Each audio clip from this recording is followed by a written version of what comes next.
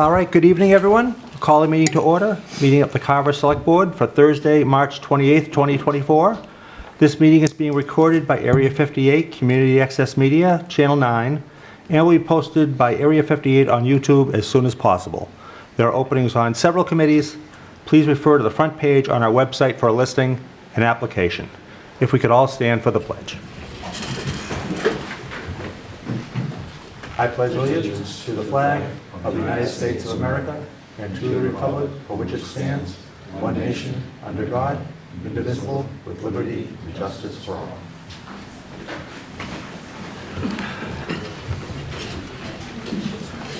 Mr. Ryan, if you could read our community prayer. Almighty God, humbly we pray your blessing as we concern our life with the opportunity to serve our community. Enhance us with your spirit of dignity and selflessness. May we become instruments of support and understanding as we seek to bring an environment of trust and purpose among all those who provide the many services that make us all that we can become. Help us achieve the goals of our commitment in this office that is now our responsibility, and especially we lift our prayers for all citizens of our community that we've been allowed to serve, that they may discover the fullness and joy of life that we all seek. And keep those serving in our armed forces and our first responders in our hearts and thoughts. Amen. Amen. Thank you, Mr. Ryan. All right, the first item on our agenda this evening, as always, is citizens' participation. Are there any members of the public who would like to address the board? Seeing none, we'll move on to our town administrator finalist interviews. Our first interviewee this evening is Mr. Charles Kokoris. Mr. Kokoris, if you'd like to step up to the mic. Thank you so much for coming this evening. We appreciate it. Thank you very much. I want to thank the entire board, Chairman Townsend and all the members, as well as Lane for getting all the information out to me, and Rick White, who's been really very helpful in the search committee as well. It was very well done. Great, thank you. Before we get started, is there anything you'd like the board to know or just like to tell us? Could I just do a mic check real quick? I don't think the mic is on. Yeah, bring your microphone closer. A little closer? So people can hear you at home. Yep. Okay. Are we good? All right. It's funny, I served on the council for a number of years, and the mics were always an issue. But I'll tell you a little bit about myself. I am married happily for the last 31 years, and we have two sons together that are grown now, and one grandson, Brooks Michael, who is 8 months old, and we've had such a great blessing to have him come. I grew up in Braintree. I live in the house that I grew up in, and raised my boys there, went to the school system there, and went on to Suffolk University is where I received my bachelor's in science and business administration. I have spent my entire life, adult life, either being in business and in government at the same time. So for 30 plus years, my wife and I ran and founded, ran and operated a small business in the town of Braintree, which we sold in 22. And I spent that entire time on different boards, select board at one point, chaired a couple of times, but served on every board. So I really got a great understanding of how government works, especially town government. And eventually the government changed, and I was a chair of the select board twice, and at the end of that tenure is when we switched to a mayoral form of government. And I spent 12 years on the council, and then and served as president once, and then moved on to run for mayor when the mayor had left, and just finished my term this past in 24. Someone else took over, unfortunately, but here I am, and one of the things that I really love is I love to lead in the administration part of government. Not really keen on elections, but I really enjoy doing the job. And there's so many things that I could tell you about that we've done over the last 4 years, but I'll let you ask me whatever questions you have. But we did accomplish a lot of things. We built a brand-new school, first one in 50 years. I actually got to serve on the school committee as well, and it was very rewarding. It's nice to see students here tonight. It's really a great part of government, that connection with the schools. So I really, upon seeing that you were looking for a town administrator, I did a lot of research on the town as much as I could, and really found, I already had a liking for the community. And one of the things that we have been trying to do for a long time is really keep our small town identity in Braintree. It's been very difficult. More recently, MBTA communities and other things have really kind of put us in a situation where we're moving more in an urban direction, and I think it's the proximity to Boston. You guys are situated in a great spot, and I love the small town feel. And this is, what I remember growing up in the town of Braintree. I worked on one of the last farms that existed in Braintree. So this to me is really a great place, not only to live but to work. And I really think that from all of the meetings that I've watched, you guys do a very good job. It's very professionally run, and that's what really attracted me to your community. Thank you. So I'll just start us off. If you could, please share with us what you know about our community, and from your perspective, what are its strengths, its weaknesses, and its unique characteristics, and how do you think your skills and experiences would apply? Sure. I've learned a lot about, obviously, growing up in the area, I got to experience going to Edaville Railroad as a very young man, and still have those great memories. So I know that, it's a right to farm community, and you have such a strong economy based on the farmers, and I think it's important to keep that, to work as the town administrator, to work with them to maintain their strength and find ways of helping them. I think that, when I was doing the interview previously, we talked about the cranberry bogs, and my son and his fiance went down and went cranberry bogging, and I'm like, I've never gone cranberry bogging. I think everyone should know that you can go cranberry bogging, because it seems like a lot of fun. So I think that really maintaining and enhancing the industries that are here, that are the foundation of the community, like farming, is important. I think obviously some of the struggles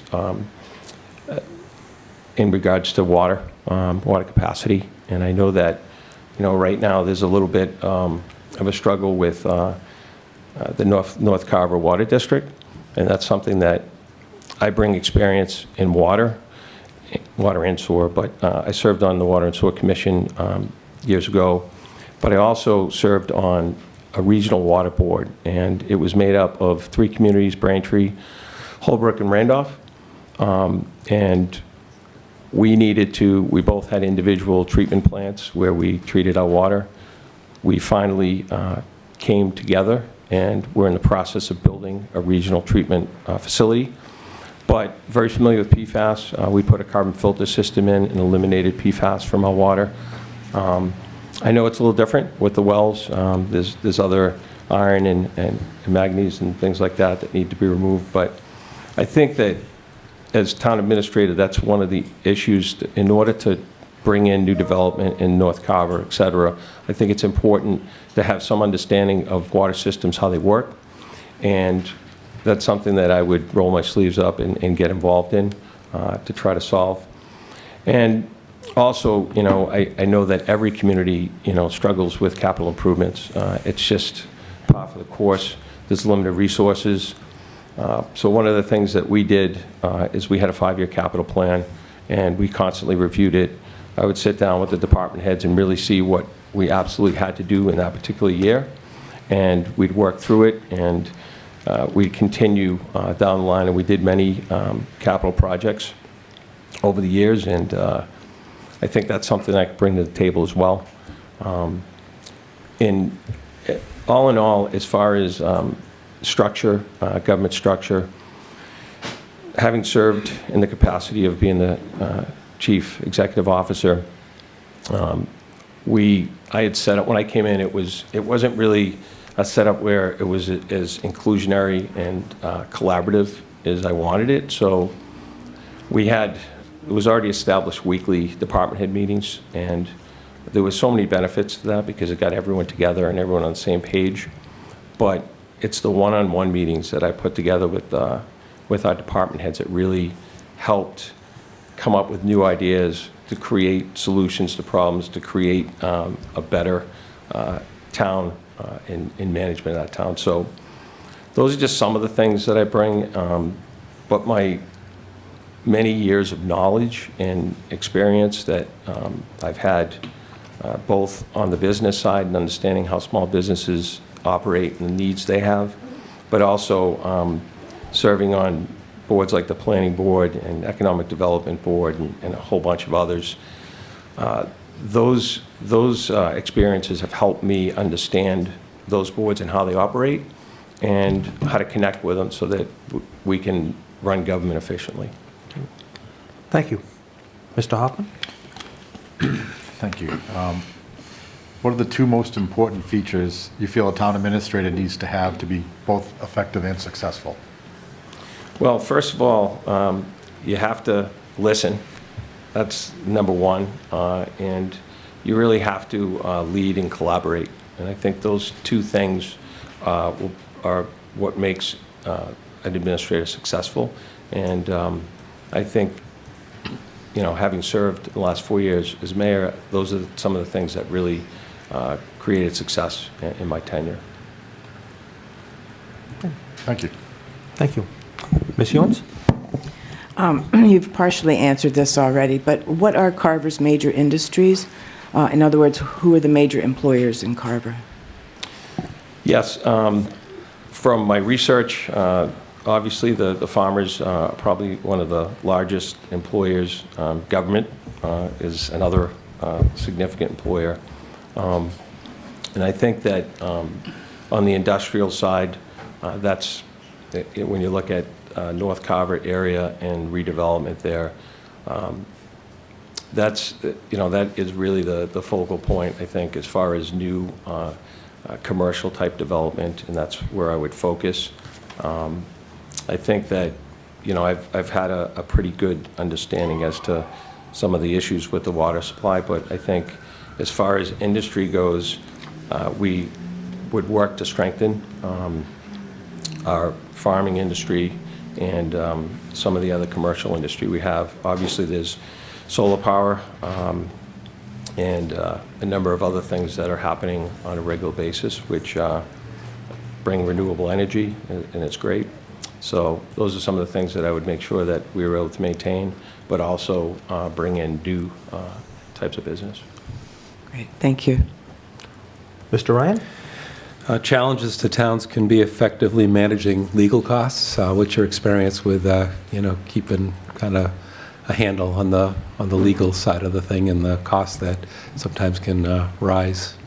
Yeah, and I think one of the things really is in the policy part of government and really creating good policies that create better management of employees to make sure that we can minimize on the workers' comp side those issues, but more importantly, when we have employee matters, if we're able to handle them internally, if we're able to work through them, then it really creates less liability as far as legal goes.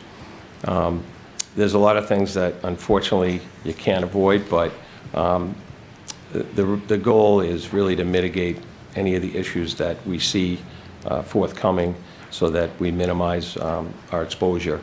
And I think that, I'm not sure exactly what the situation is here, but that's something that I would definitely dive into and find some solutions for. Okay. Mr. Carter? Could you give us some idea, briefly, why you're leaving your current position and what attracted you to the town of Carver, the town administrator position? Well, I was not reelected, so that's one of the reasons why I'm seeking a new position. But I think Carver is really the best fit for me. I know that, the budget, there's a difference in the budget numbers and things like that. I mean, we had a lot more funding in schools and other things, but really Carver, when I look at how Carver is run and I look at how you guys manage things and citizen involvement and overall the schools, et cetera, you have a really great town here and it's successful. And I want to continue that success and be part of that success. Thank you. All right. Are you familiar with our Select Board financial management policies? And if you are, what are your thoughts regarding them? So some of the financial information that I had looked at in regards to how you guys maintain a AA stable bond rating right now, which is great.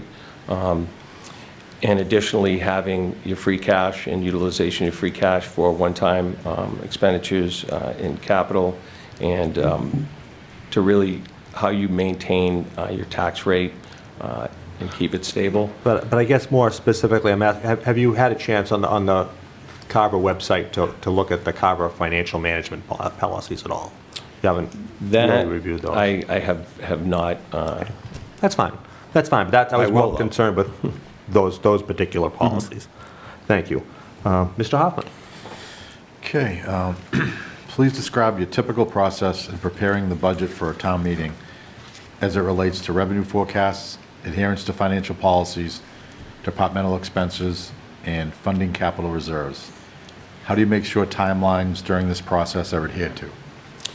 Well, first of all, the budget really never ends. Even after town meeting has approved the budget, you start right all over again. And it's an ongoing measure.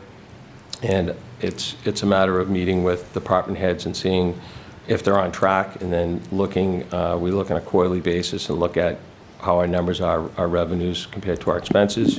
But as far as looking at how we're going to move forward with the next budget, it's really a perpetual event, and we continue to talk about the budget even while we're done with the budget for that year. So, for example, in '24, I would work with department heads to see where they were at in '24's budget, see if they're, what the expenses are that need to be handled as far as if there's any additional costs that we did not foresee, but try to maintain the spending that we have predicted and that we have budgeted for.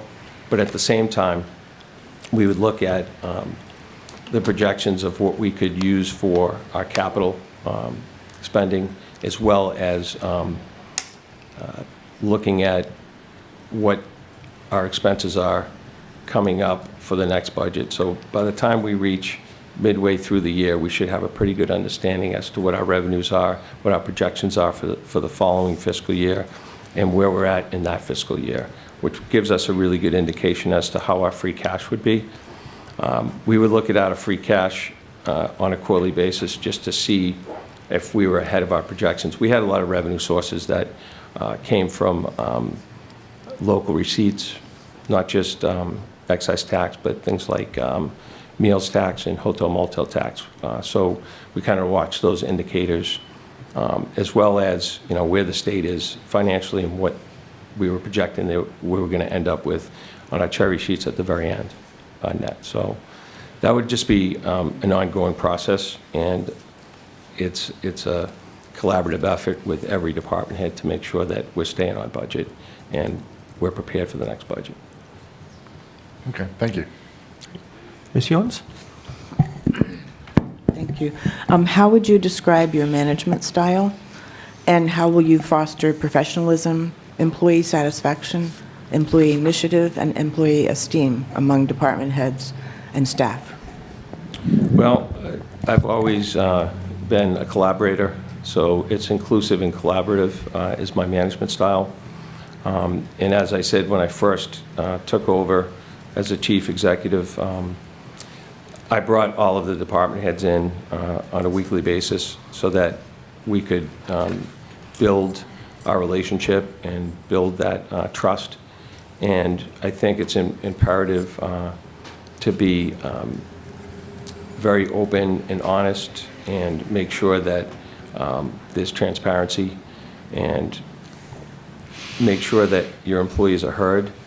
I think that, some of the toughest times, was when I had to tell them no, because sometimes you do.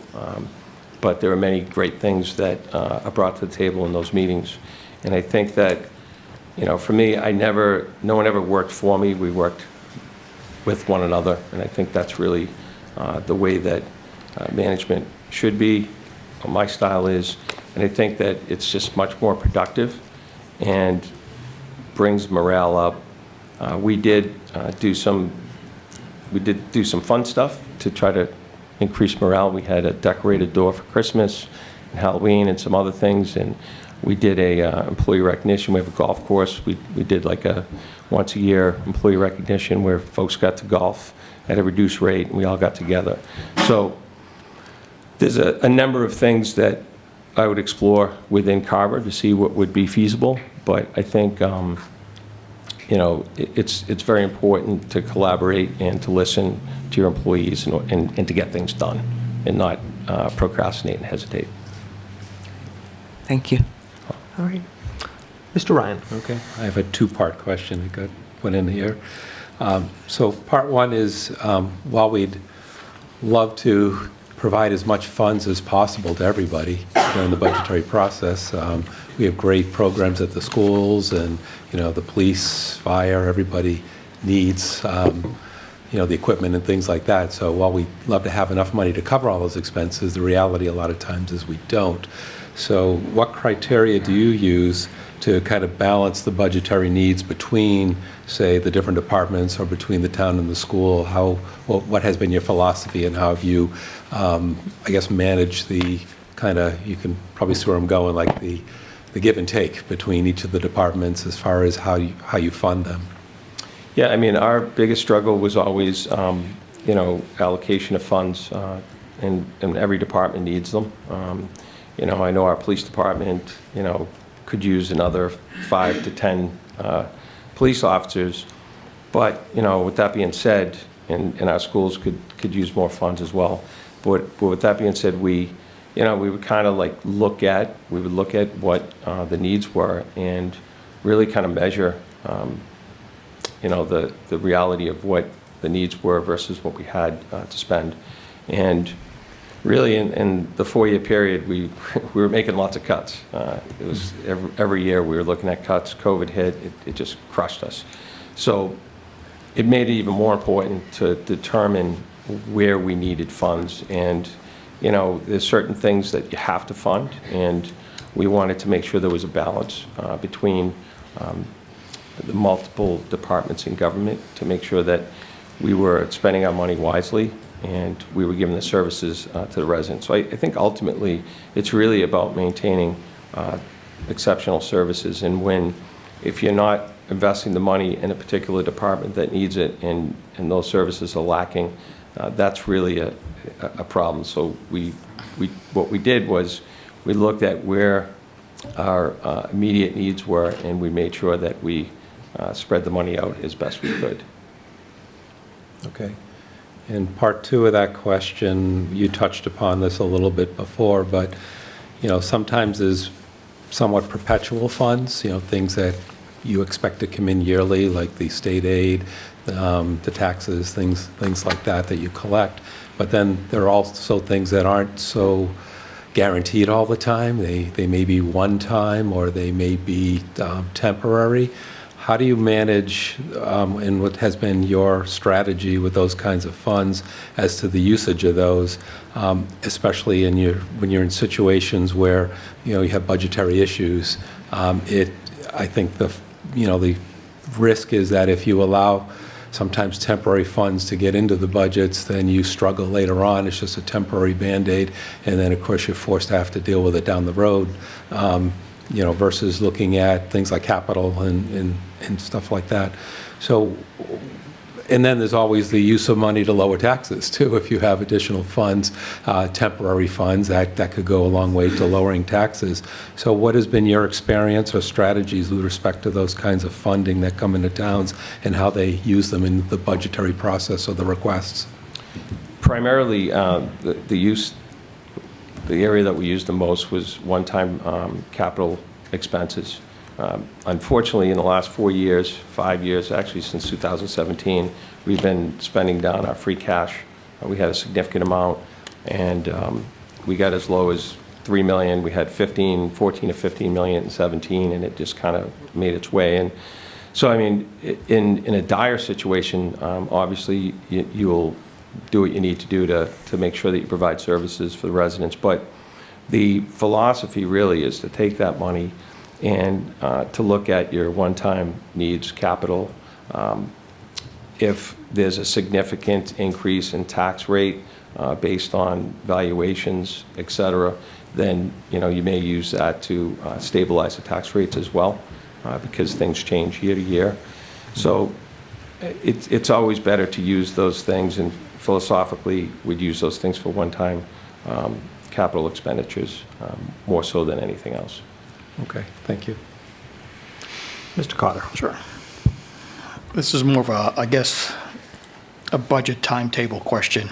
You talked a little bit how you have this, you're constantly working on, projections and budgets, but can you give us an idea of what typically was the starting period for your budget versus the end?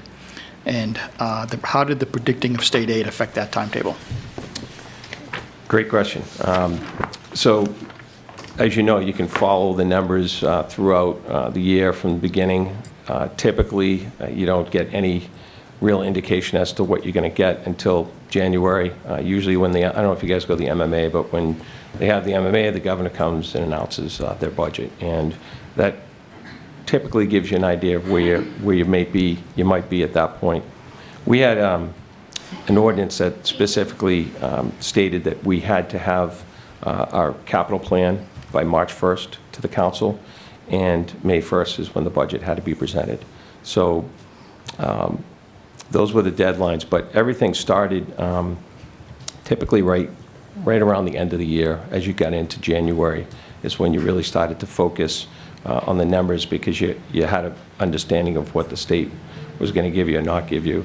And also, at that point, mid-year, you got to see where your revenues were. Our tax collection was always very strong. We never really had an issue with that. It was more, looking at what your, unpredictables are, which our excise tax, where those numbers were, and other local receipts. It was interesting because interest income dropped to literally nothing, and we borrowed. We ended up doing a debt exclusion for a new school, and we borrowed $50 million, and we borrowed that money at 198.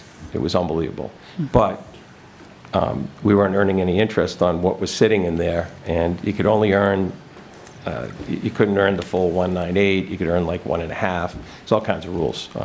So we found that as the interest rate started to go up, which is good and bad. It's good when you're looking at interest income. Our interest income went to like $1 million, like from pretty much nothing. So I think that, it's important to make sure that when you get to that January month that you have a good idea of what you're going to need for the next year.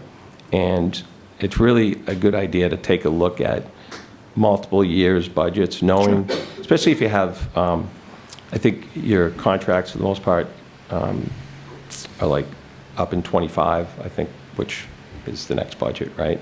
So at least you have an idea of what you're going to be spending each year. So when you have a 3-year contract that's approved, at least you can look at what your needs are going to be and how you have to meet those. So definitely January would be the latest that you'd start. Thank you. Great. So do you think the working environment has an impact on employee productivity? And if so, why? And what do you think your role would be in establishing that environment? I saw it firsthand. We had employees in some cases that really didn't want to present their ideas weren't really included. So that inclusiveness really, it's just different management styles. I'm not criticizing anyone, I'm just saying that was a management style. And I think the management style that I had and had brought to the town had really created situations where departments that normally didn't necessarily work together started to work together. And one of the interesting things is I changed the hours. We used to have summer hours, and Tuesday was the long day. So what occurred, because of all the camaraderie and everybody working together in that, building those bonds, building department, planning department, health department, all the departments that were that was the bottom floor, would have like dinner together, so just little things like that brought people together, and it really helped service the residents, because if somebody went to a department, they were a lot more likely to reach out to a department that in the past there might not have been that relationship, so that people would get the answers to their questions without having to come back, and it really was it's become a really nice environment. Hopefully it stays that way, but those are some of the things that really changed in the last 4 years. Appreciate that. Thank you. Mr. Hoffman. Okay. So as you know, the town administrator appoints people to various boards and committees in Carver. Would you have a problem rescinding an appointment that you made? If no, what would be the reason you would rescind your appointment? And if yes, what would be the reasons you wouldn't rescind it? Well, I think that, first of all, if someone is not doing their duty and they're not doing the right thing, then I think that would be a reason to rescind. My responsibility was to appoint a number of people to boards, Planning Board, Conservation Commission, disabilities, pretty much every board except for a couple were autonomous, but it was, when you make those appointments, sometimes people either don't have the time to show, don't put the effort in, and it would be a conversation in my office, and most of the time they would resign. But if it comes to that point where they're not performing and doing their duty, it's not something you want to do, but if you have to do it, you have to do it. So I wouldn't have a problem with that. Thank you. Ms. Hewens. 75% of those who responded to our open space and recreation plan survey a couple of years ago said that Carver's rural character is extremely important. Do you agree? I don't know if you know, but if so, how would you help preserve Carver's unique rural character? Well, first of all, I agree. Braintree was a farm town in the beginning. Eventually became a factory town and then a retail office town, and who knows what's next. But that was something that we really struggled to hold on to. But I think that, working with planning, conservation, those are things that really can help protect the integrity of the farm industry here. And I think that overall, the consensus we had when we did our master plan, during the process of finishing it, was everybody was on board with more open space and preserving that. So that's something that I would be in support of, and I would work with the farmers as well. I really would enjoy working with them, and from my small business background, I think that it's a good connection. So I'd support that. Great, thank you. All right. Thank you. Mr. Ryan. And somewhat related, as you just mentioned, my question was relative to the master plan. So what's been your experience in creating master plans? And then a lot of effort goes into that planning, but then the struggle seems to be following the master plan. Maybe things do change sometimes, but then, people felt that I'm looking forward 5-10 years is what I want the community to look like, and then it's hard to manage that. So what's been your experience and strategy with creating and trying to keep to a master plan? In 1998, I was on the planning board, and we created a master plan. It finished in '98, and the implementation never really happened. I mean, there were some things that we were able to do, like we created a village overlay district in our 3 squares, which was nice, but ultimately, a lot of the stuff that was talked about in there.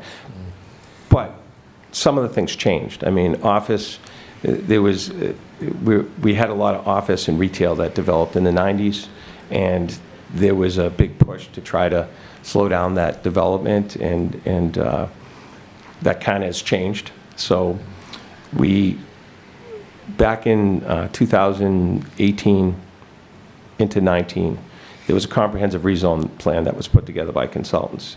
It was catastrophic. And I sat on the ordinance and rules and reviewed this through the town council. And, you know, so it was before the planning board, it was before the council, which basically is our version of town meeting. And it was so voluminous in nature, you know, and it just didn't really mimic anything that was said in any master plan. So what transpired was it dragged on for about a year, and then the mayor pulled it before he left. And we decided, I decided let's do a master plan, because we hadn't done one since '98.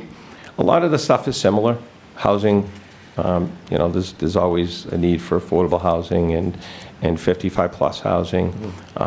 Open space, everyone wants the same there.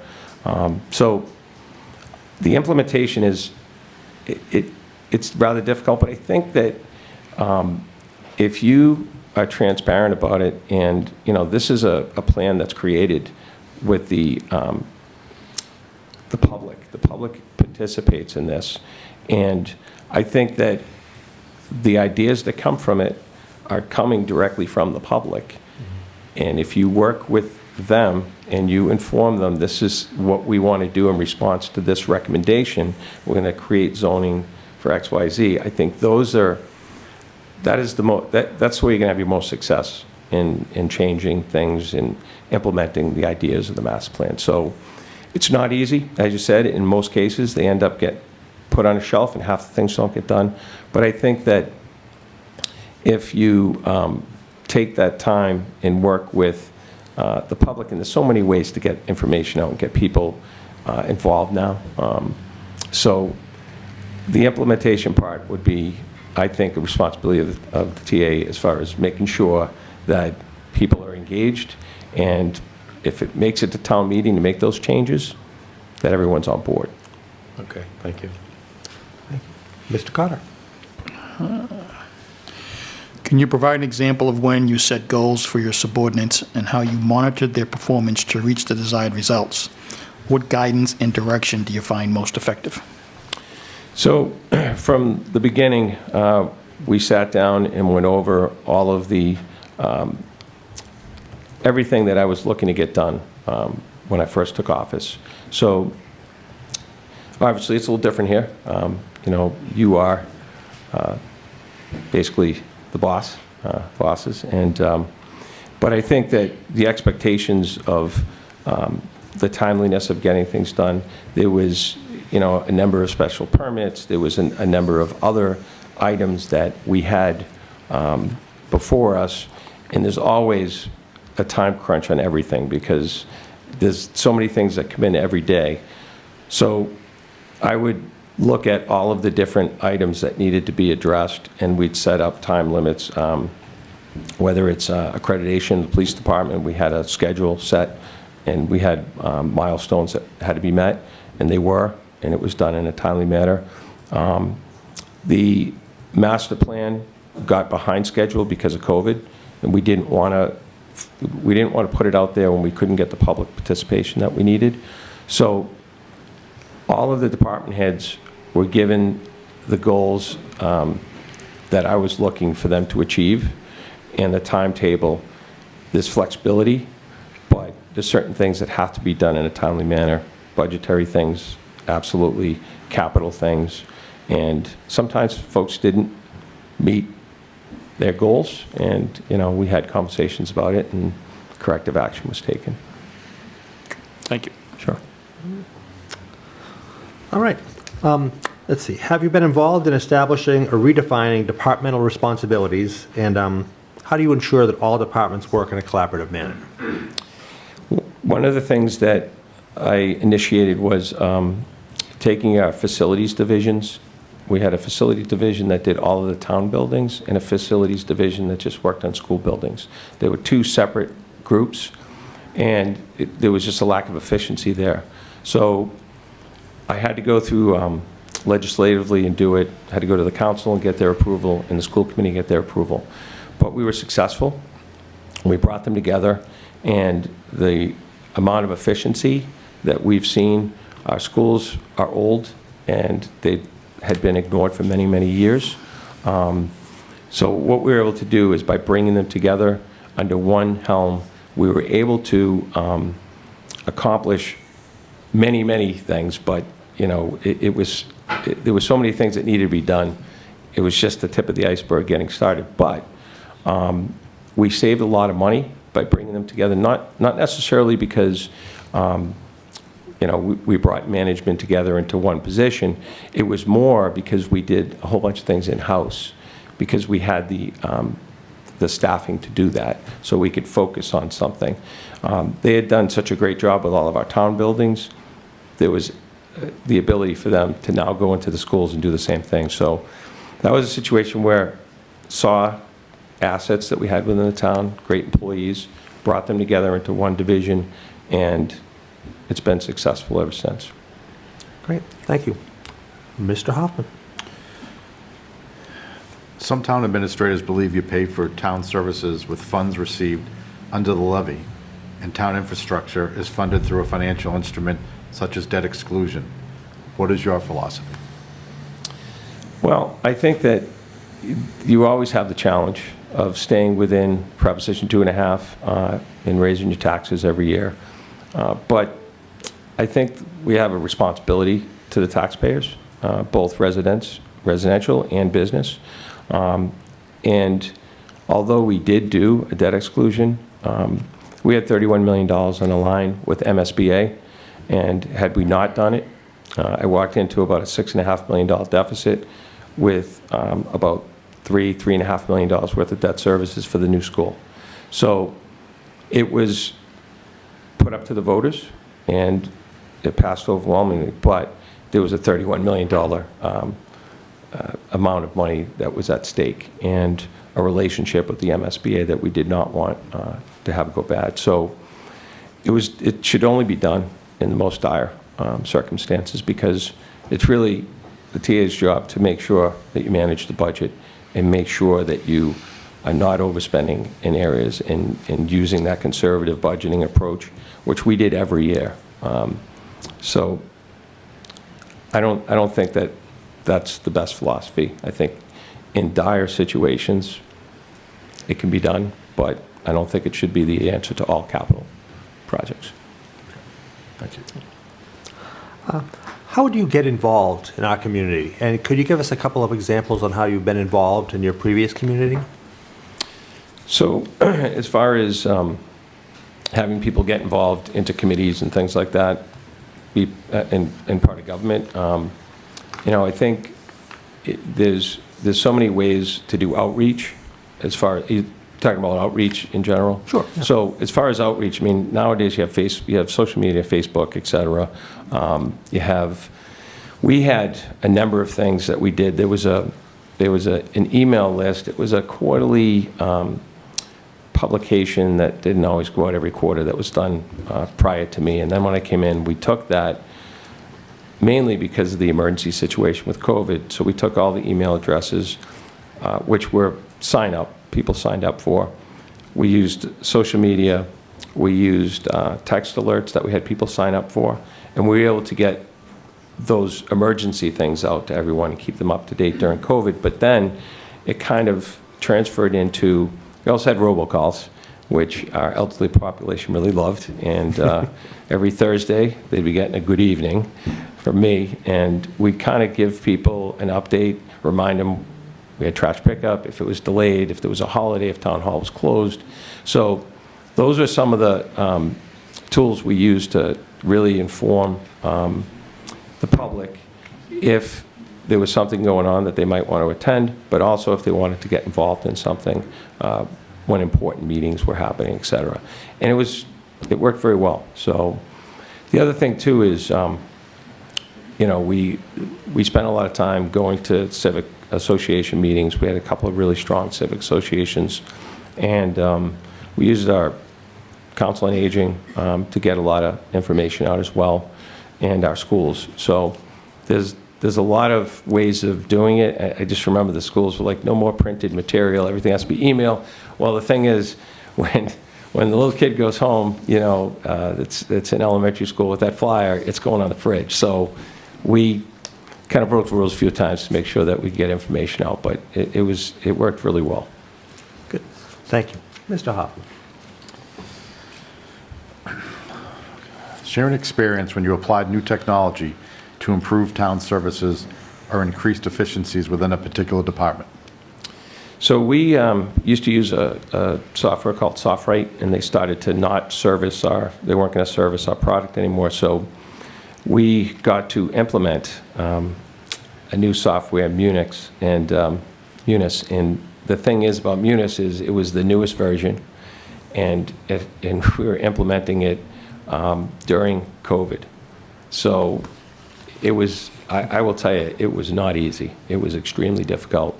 And I had to personally get involved multiple times when we met roadblocks because there was no one getting back to my staff about how to fix something that wasn't happening. I remember one of the last things that happened was there was a file of folks that didn't pay their water and sewer bill, which would get liened, and we couldn't get the file transferred over. And I mean, I had to go through quite a bit to get them to do it. But even with all of the difficulty, the software itself is extremely helpful. It does tremendous reports, and all of the hard work that we did to kind of maneuver through it has made it easier for the next people that decide that they want to get this version of software, because now they have us as a reference as to what to do. But that was a major undertaking. It took us 3 years, two or 3 years because of COVID. So. Thank you. Thank you. Ms. Ewens. What is the professional accomplishment that you're most proud of? And what is the professional action that you took that you most regret? Well, I'll tell you, it's hard to say which. I mean, I have such admiration and respect for our veterans, and we created a veteran center.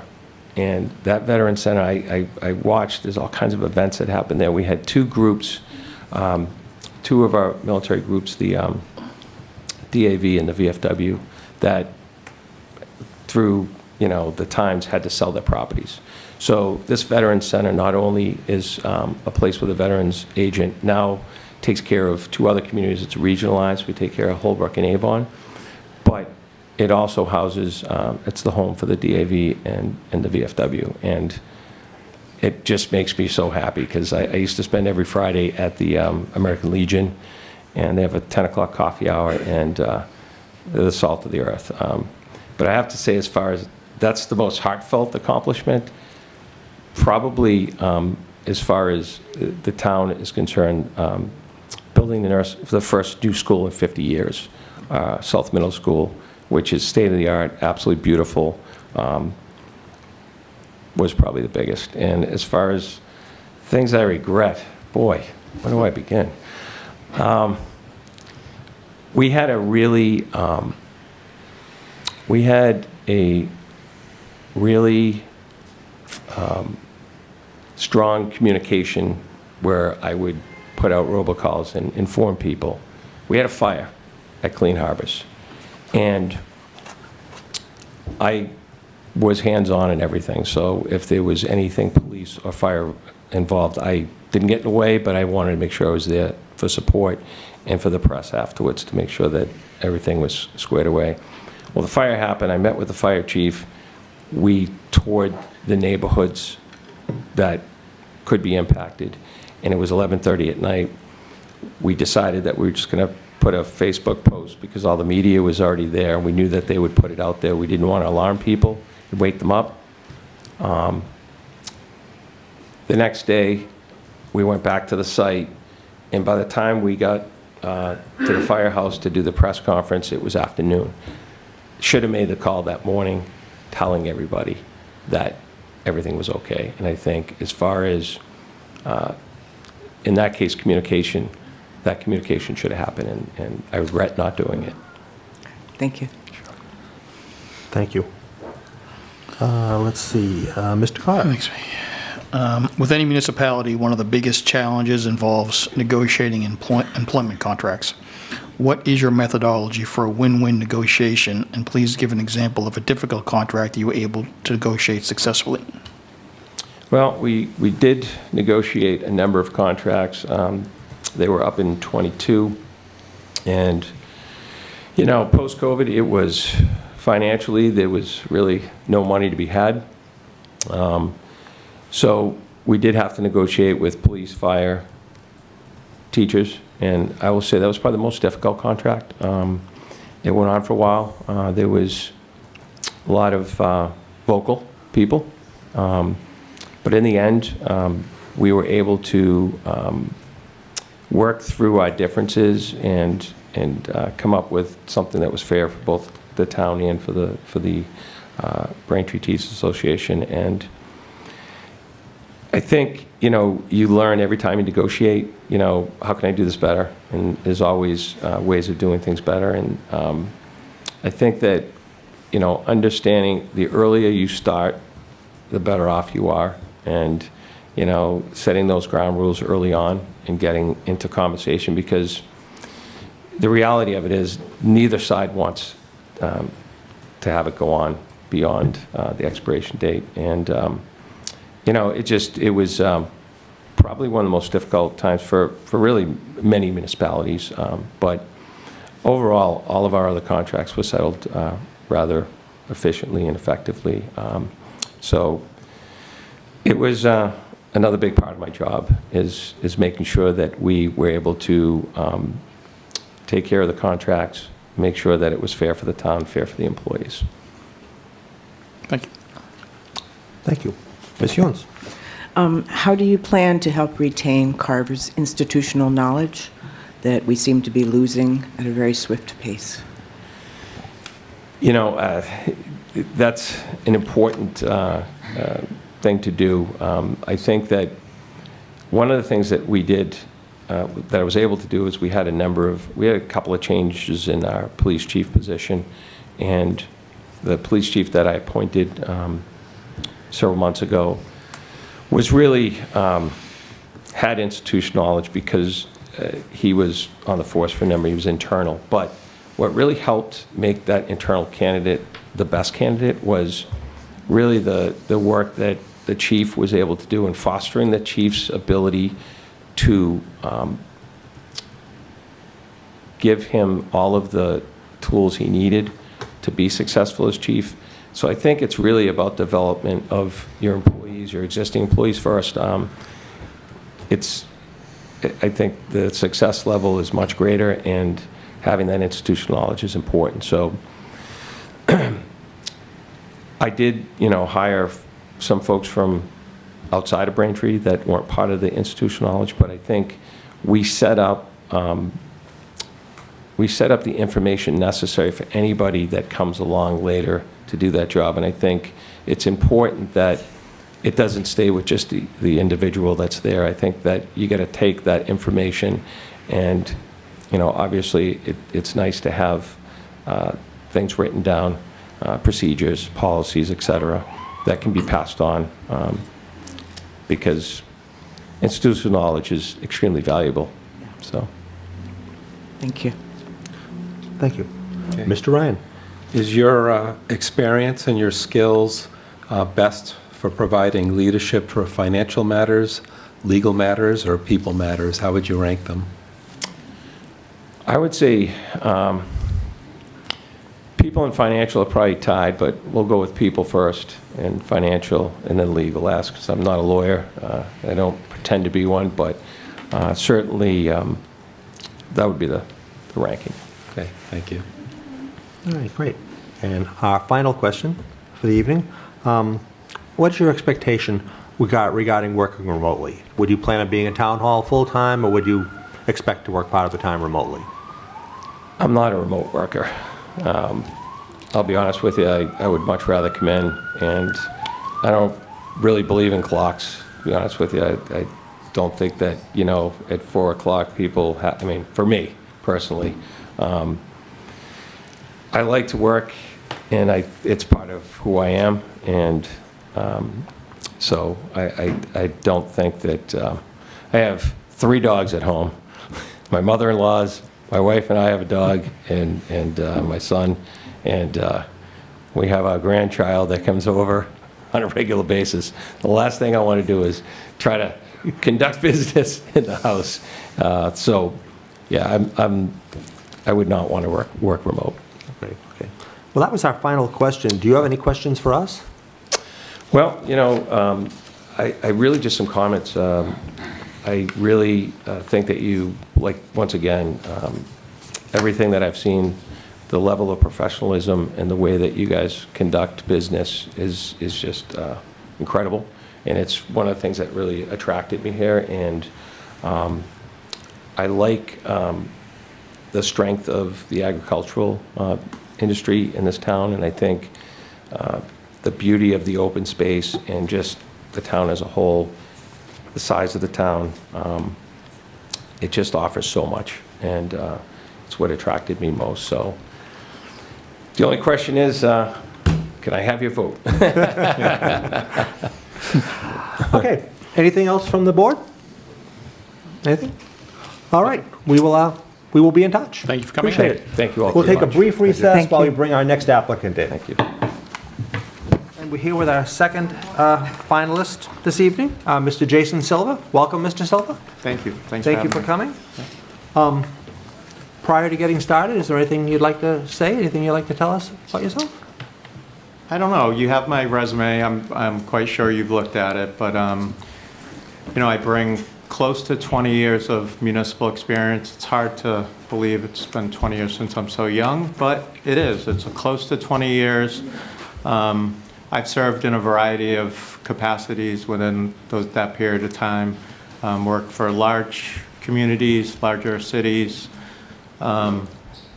mid-sized towns, and now I'm in a smaller town, so I've had a good perspective on, and I think I bring a diverse experience to whatever position, hopefully this one, but no, I appreciate you having me and the opportunity to interview for the position. Well, great. And just before we get started, I'll just mention that one of our members, Mr. Dan Ryan, had a conflicting engagement, so he has had to leave. He'll watch the interview on our Area 58 feed, and I will ask his questions this evening. So just to start off, if you could, just please share with us what you know about our community, and from your perspective, what are its strengths, its weaknesses, and its unique characteristics, and how do you think your skills and experiences would apply? Great. So thank you. So fortunately, the search firm provided a lot of details and information about the community. I've also taken, this is my third trip, third or fourth trip here. So I've done the 3-cent tour, I guess, of the community. And so one thing I know is that the finances are in good shape. And that was really an attractive piece as I was looking at the materials that were shared, but also on the DOR, DLS website. Volunteers are committed, it seems, and staff is committed in the success of the town. And the fact that the community is so aware and good stewards of their finances is something that's very attractive to the position, I think. It's an interesting place, I think. The cranberry, as you drive by, the cranberry industry is so prominent. And so that was really interesting to me, I think, kind of being able to learn more about that and support it in a role like this. Well, I'm in a community now that farming is a major industry in town. And so and we're in a position now where we're trying to build off that, but not mess it up in the future. So kind of making sure that we preserve the history and the character of the community, but also move forward in a responsible way to make progress. I think, you know, there's maybe some opportunity there here too. I know that King Richard's Fair is here, and my wife reminded me of that, and Edaville Railroad. I have 3 kids. They're older now, but those things were well known in my household. It looks like the planners in town, just driving around, had some foresight. The commercial corridor here was clearly defined as such, and a lot of the other pieces of the community were preserved as residential and in farming areas, which I'm assuming was intentional. I think, I don't know if you asked this about my background and how I would fit within the community. Did you? No, I just asked really just what you know about our community and Yeah, your okay, so impressions. those are some things. And just, I've read a lot about the feedback that both staff and volunteer members provided in terms of what they were looking for from the position. And so I think that a lot of the things that they're hoping for and wishing for, I could fit nicely with, so. Great, thanks. And just before we proceed, just to the young people in our audience tonight, please, if you need to have a conversation, please take it outside, okay? We need to be respectful to the folks in the meeting and the folks at home, okay? Thanks. Mr. Hoffman? Okay, thank you. What are the 2 most important features you feel a town administrator needs to have to be effective and successful? Ooh, I think for any successful town administrator, they have to have some background in finances, because it's really the backbone of everything you do. If there's not if the community is not financially healthy, you're not really to do much else. So I think a strong understanding of municipal finance, how it works, what's important, financial management is critical for any town administrator to succeed. I think approach to the position is really important, being able to work with people, being able to collaborate, partner with elected boards, elected leaders, appointed staff. I think that's really the only way a town administrator can get things done, is the ability to work with people and get along with people. It sounds simple, but it's not always as simple as it sounds. And so I think those are probably the 2 most important things from my perspective. Okay, great, thank you. Yeah. Ms. Ewens? What are Carver's major industries? That is, who are the major employers of Carver? Say that again? What are Carver's major industries? In other words, who are the Yeah, so- major employers in Carver? So again, it's based on my research, it seemed like cranberries were, the cranberry industry was central to the character of the community, and something that people really felt strongly and important, and felt like it was really important to the community. Like I know just driving through town, the few times that I have, the commercial corridors here it seemed well populated and bustling. So, but from what I know, like I said, the cranberry industry seems like a top employer, top industry, but more than that, even more, it seems like goes to the character of what the community is, and the community's identity, really. Okay. Was there any other major employer that you could think of? Not that I'm aware of, no, I'm sorry. Sorry, thanks. Yeah, it's all right. As a question from Dan Ryan, how do you effectively manage town legal costs?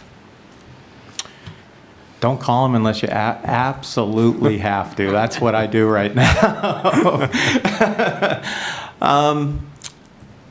Use your resources the best you can. Oftentimes there are resources outside of your legal counsel budget that you can leverage and lean on. I'm finding that, especially in my role right now, that you can take advantage of at different levels of government, and also just the Rolodex of people that you've worked with in the past that can help you, and resources in the community that can help you navigate issues sometimes without town council. But I will say, I'd rather be safe than sorry. So if there are issues that require town council, I don't hesitate to call them. If there's any question, it's an important resource, and like I said, better safe than sorry. I'd rather do things right the first time and have their advice up front. So, Thank you. yep. Mr. Cotter. Can you provide a brief summary of why you're leaving your current position and what attracted you to the current TA position in the town of Carver? I love my current position. I've been there for about a year and a half, town administrator in the town of Dunstable. It's an amazing community, amazing people, amazing staff. It's a place where I've had an opportunity, I think, to make really positive impacts there. Quite frankly, it's been some of the most fulfilling work that I've performed since being in this field. The issue we're dealing with right now is we actually had special town meeting Tuesday night, and we have a major financial issue that we're facing right now. So bad that it's a potential, it's been discussed publicly, that if we don't successfully secure an override, that the position of town administrator may be reduced in some way. And that's honestly the reason that I'm not applying everywhere. To be honest, this is the only application I have out there right now. Doing research, I thought that this could be a good fit for me.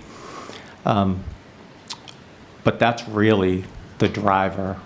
We're dealing right now with some serious financial challenges, and we had a special town meeting Tuesday. We have a override special election next Tuesday, and it's just salary is a difficult thing for them to sustain right now. Thank you. You're welcome. All right. Let's see. Are you familiar with our select board financial policies? And if you are, can you give us your thoughts on them? So I found financial policies on the website. It was like it was like a one-page document. Yeah, Is it's that- under the select board. Okay, yeah, I did find that, and I looked at it. And I'm trying to remember them in detail, which I really don't. I'm sorry. Yeah, no, that's fine. But I did look at them prior to interviewing the first round, and I will say in general, you're doing something right, because your stabilization fund seems to me like it's healthy. You're funding an OPEB trust, which and you have a decent sized balance in it, which a lot of communities can't say. Your free cash certification is, that combined with the stabilization, you're in really good financial shape. I looked for a budget online. I was having a hard time finding that. So one thing that both communities I've worked in had done was used a decent chunk of free cash to balance its operations.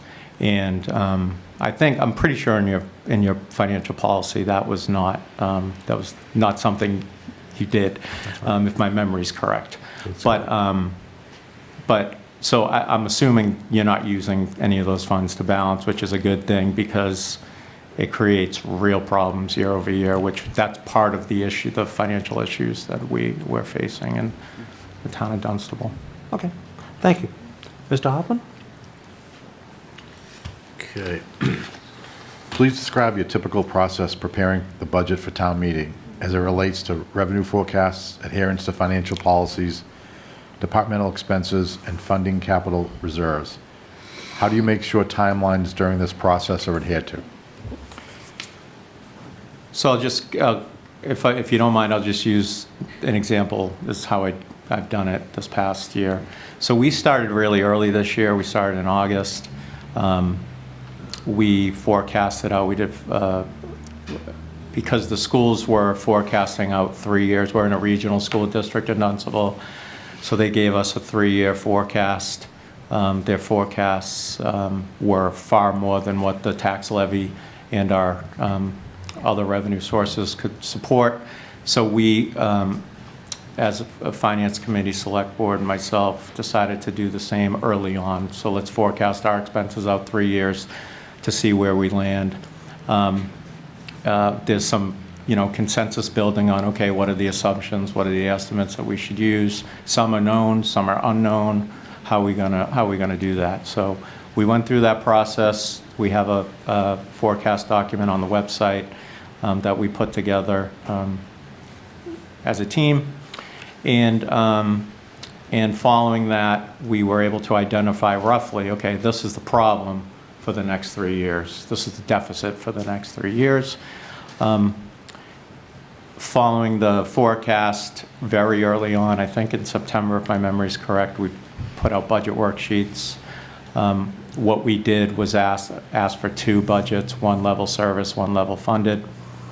And then we go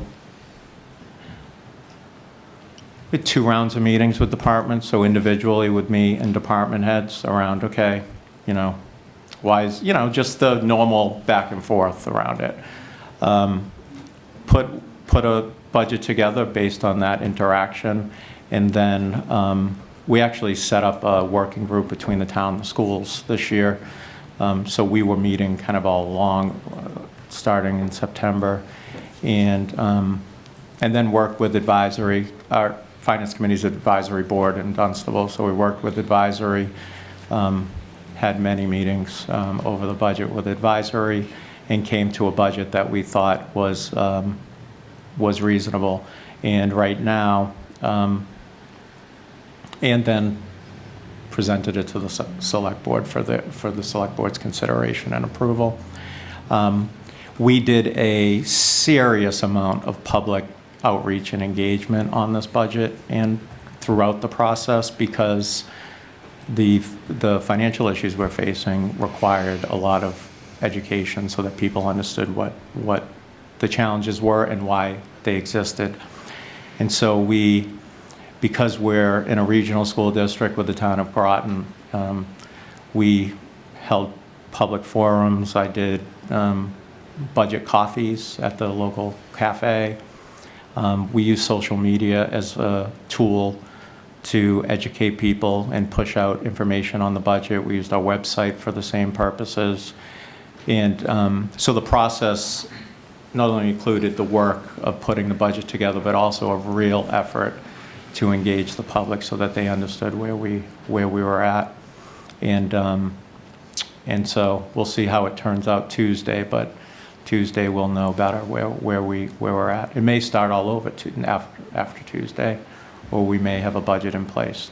The override budget was passed at special town meeting, so is that helpful? Yep, thank you. All right. Ms. Ewens? How would you describe your management style, and how will you foster professionalism, employee satisfaction, employee initiative, and employee self-esteem among department heads and staff? I think everyone says they're a collaborator, but I really am a collaborator. I try to communicate a lot, especially initially and when I start. Try to be as transparent as possible, so make sure that people know what's being worked on, why it's important. I like getting feedback from staff. I'm constantly asking for it. I'm constantly, my year anniversary, I sent out a questionnaire. I sat down with people asking, how's it going? How do you think it's going? What can we do better? What's going well? And it's really helpful. I think just kind of to do that, you have to build a foundation of trust and respect and build relationships with your staff in order for everybody to be comfortable to have that open back and forth and engagement. It's something that we've worked really, really hard at. It's something that's very important to me. Working in a place that's fun and happy is like just something that means a lot to me. And so we've really put a lot of focus on that. We've We did a volunteer appreciation night. Each month, we have an employee volunteer recognition program where it's like a peer-to-peer recognition program where people can nominate people, and we promote it on social media to acknowledge people's hard work. We in Dunstable rely on a tremendous amount of volunteer work to make the place run.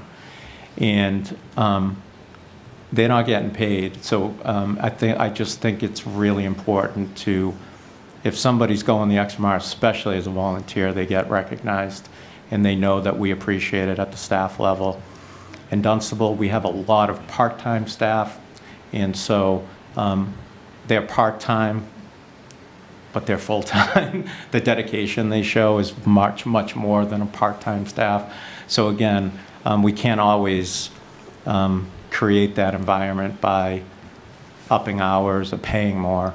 But there are a lot of things you can do to make sure they're supported, acknowledged, and recognized, and those are the things we really focused on. I think that's important no matter, how much someone's getting paid, but especially if you're in that scenario. So that's something that's very important to me, and just people's attitude. I want people who are happy and friendly and positive and willing to tell me when I'm not doing something right, or willing to tell me that we should be doing this instead of this. We can improve things. How I don't know everything.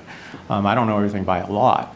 So take advantage of the resource. Make sure they know that I want to hear from them. That's really important to me. Thank you. Thank you. All right, thank you. Again, this is a question from a member state member, Dan Ryan. It's a two-part question. So part one, what criteria do you use to balance the budgetary needs of multiple school and town departments? Well, that's work with the Finance Committee and the Select Board on what the spending parameters need to be based on projections. There's a lot of different ways. We've talked about this at great length in my current community, how we're gonna do this, and my personal opinion, it doesn't always work, but you project your revenue growth and you align your spending based on your revenue growth. It's pretty simple math at the end of the day. That's my preference. It's pretty simple and straightforward, and it's math. So in my opinion, that's how you should do it. Doesn't always work. It doesn't always work that way.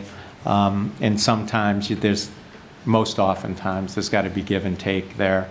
But that's generally speaking, the schools have to go up 3.5. Your revenue grows 3.5. Schools have to go up 4. Okay, can we make the town side come in at 2.5 to make whatever I know that type of discussion happens every year. We're talking now. We have a major deficit. How we're going to divide it up? Is it going to be just a bottom line? 60. Ours is 65-35. Is it going to be we're going to take the new revenue growth and divide it proportion it out 65-35? That's there's a variety of ways you do it, but it really comes down to understanding. Okay, working with the school committee, finance, select board, how we want to handle this based on what we project for revenue. That's in my view, that's how it should go. And part two of that question, Carver has several pilot agreements. What do you think is the better use for that money? Lowering residential taxes or having a larger town budget to spend? And what type of budget items should it be applied to if you wanted to spend it? Ooh, that's a good question.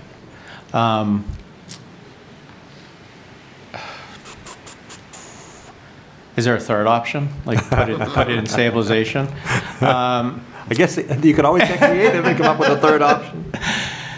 I don't know. So if the pilot has a expiration date and it's not guaranteed to continue out, They do have expiration. It's Okay. like 25 years. Yeah. All right, I'd be, you got to be cautious with that, and ideally, if you could swing it you'd use it for capital and one-time expenses, ideally. That's the ideal scenario.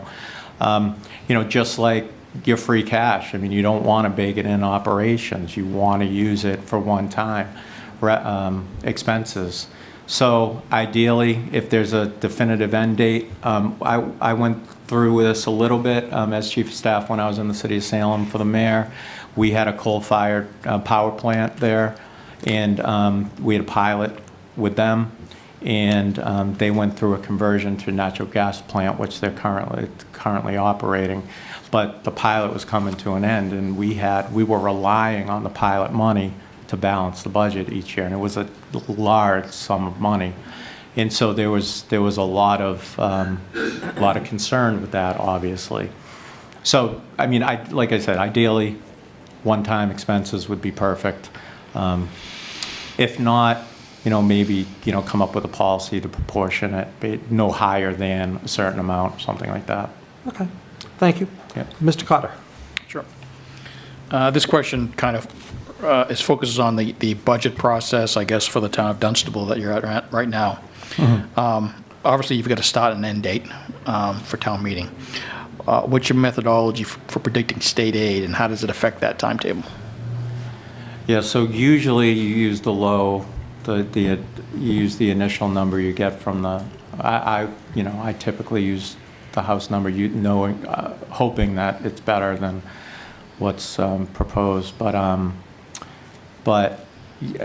the forecast, I'll say this, the forecast for state aid, I look back the last 3 years, saw what our increase was and carried it. It's like a 2% or something like that is what we carried year over year. And it was just based on history. And when did you start your budget process versus when do you end for your town meeting? Start my budget process. So the budget process, so typically in the town of Dunstable, it started December, January range. And when I started in the town of Dunstable, I started in December, mid-December, and that's when the budget process started, because it hadn't started before that. But like I said, it was largely driven on the financial challenges that we knew that we were up against.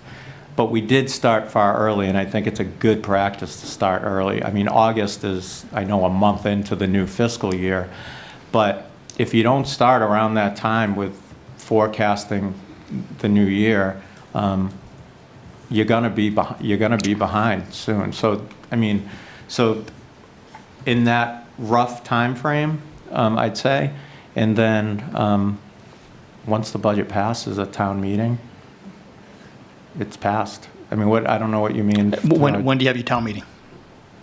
Annual town meeting's May, second week of May. Sorry. Okay. Yeah. Thank you. Yep. All right.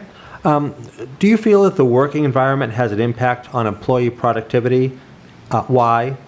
And what is your role in establishing that environment? Yeah, I touched upon it a little bit, but I think it's one of the most important things. It's something that I focus on every day, and something that means a lot to me personally, because like I said, I think I am, as town administrator, should be the cheerleading captain, honestly. When people are doing good work, they should be recognized and acknowledged, and I try to do that every day through a variety of means. And I talked about some of them earlier, but simple emails, simple thank you notes, handwritten thank you notes to the employee and volunteer recognition program we have. I mean, things like that are important for the reasons I already stated. I'm not going to repeat myself. But a good working environment makes or breaks a lot of positions, I think. I mean, I just think it's critical. Thank you. Mr. Hoffman. So the town administrator appoints people to various boards and committees in Carver. Would you have a problem rescinding an appointment you made? If no, what would be the reason? And if yes, what would be the reason as well? I wouldn't have a problem with it if it was for good reason. I mean, if there was a good reason to rescind an appointment, I wouldn't do it because I disagreed with the work they're doing, or the positions they're taking. I certainly wouldn't do it for that reason. But if there was good reason to rescind an appointment, I wouldn't shy away. Just like any decision that the town administrator needs to make, they're often difficult. And if there was a good reason, I wouldn't shy away from a difficult decision to rescind an appointment. Okay, thank you. Thank you. Ms. Ewens? 75% of those who responded to our open space and recreation survey said that Carver's rural character is extremely important to them. Do you agree? It's hard to answer that question. Yeah. As far as you can tell. And if so, how would you help preserve Carver's unique rural character? I think I said this in the first interview, but some of these questions, I need to learn the community. I need to get to know the community to answer some of these. And I think it was a combination of nerves and not being as informed as I should be the first couple questions, so I apologize for that. In this case, I would say the same. I mean, however, if 75% of the population is saying that's a critical piece of the community, Of those who responded to the survey. of those who responded, and I'm likely not a scientific survey or anything like that. Well, it was. It was? Yeah. Oh, It was wow. a random sample. All right, awesome. That's great. That's better than I've ever done. That's awesome. So no, I think you got to listen to that. And I think, and frankly, just like I said, just visiting the community the 2 times that I came up here without an appointment or an interview, it's obvious. It's an obvious piece of the community is its rural character, and the importance of that. Like I said, I think is obvious. So I think you have to be careful. Like I keep saying where I am, you got to progress without screwing it up, without screwing the town up. And I think I really do think it sounds silly, but it's really true. Like people are here and have moved here for a reason, and it's part of why they love the community. And so you really need to be careful with making sure that you're preserving what's so great and building off of it for the future and for future progress. And I know a lot of towns grapple with that, and we're grappling with it where I am right now. And we've set up a master plan implementation committee, an economic development committee, and a land use committee who are all working in tandem right now to kind of think about that and give that more thought. I'm always someone that my old boss used to say, plan the work the plan. So like put those plans in place, like really understand what the plans are for, really understand what the community's priorities are in terms of, conservation, farming, agriculture, open space, and what else the community wants to do. And once those plans are in place, work to implement, but be careful about, like I said, screwing it up. But no, I think I'm also not, if there are plans or there are studies done, I'm also not one to kind of put them on the shelf and let them sit there. I mean, if the community has gone through a process, has engaged the community, has studies and plans in place. Like I did look at, you have a housing production plan, you have a master plan, you have things in place. Let's work to implement. Let's understand the goals. Let's understand the priorities. Let's work to implement those. Thank you. Yeah. How do you effectively create and follow a master plan? I knew you were going to ask that. So yeah, we just created a master plan implementation committee. It was a recommendation of the master plan. They updated theirs in 2018, so it's still relatively new and up to date. I think that's a great way to do it. The fun part is usually the recommendations of a master plan require 1 million different people being involved in order to do it. So the coordination of all that is really important in making sure all the people who are involved in implementing various pieces of the master plan are involved in the implementation as well, not just the putting the plan together. So the Master Plan Implementation Committee is tasked with kind of facilitating that work and advocating for that work. I think that's one good way, but coordination and communication is just as critical. The idea is to have that implementation committee do a lot of that work, like pulling people together. But, you know, there's a lot of people, from volunteer committees and boards to staff to town administrator, that will need to be involved in the ultimate implementation. Okay, thanks. Yeah. Mr. Carter? Can you provide an example of when you set goals for your subordinates and how you monitored their performance to reach the desired results? What guidance and direction did you find most effective? That's a good question, and I wish that's something that I wish that's an area of improvement, I think. And it's not easy when there's not an infrastructure already in place. Implementing that is not easy. If there's an existing infrastructure in place to do it, that's great. If there's not, it's not easy to implement. When I was town administrator Marblehead, we created a GFOA. We got a GFOA Distinguished Budget Presentation Award. And as part of that process, creating that budget document, what I love about that process is it kind of aligns your budget spending with your strategic goals and priorities, which they should be.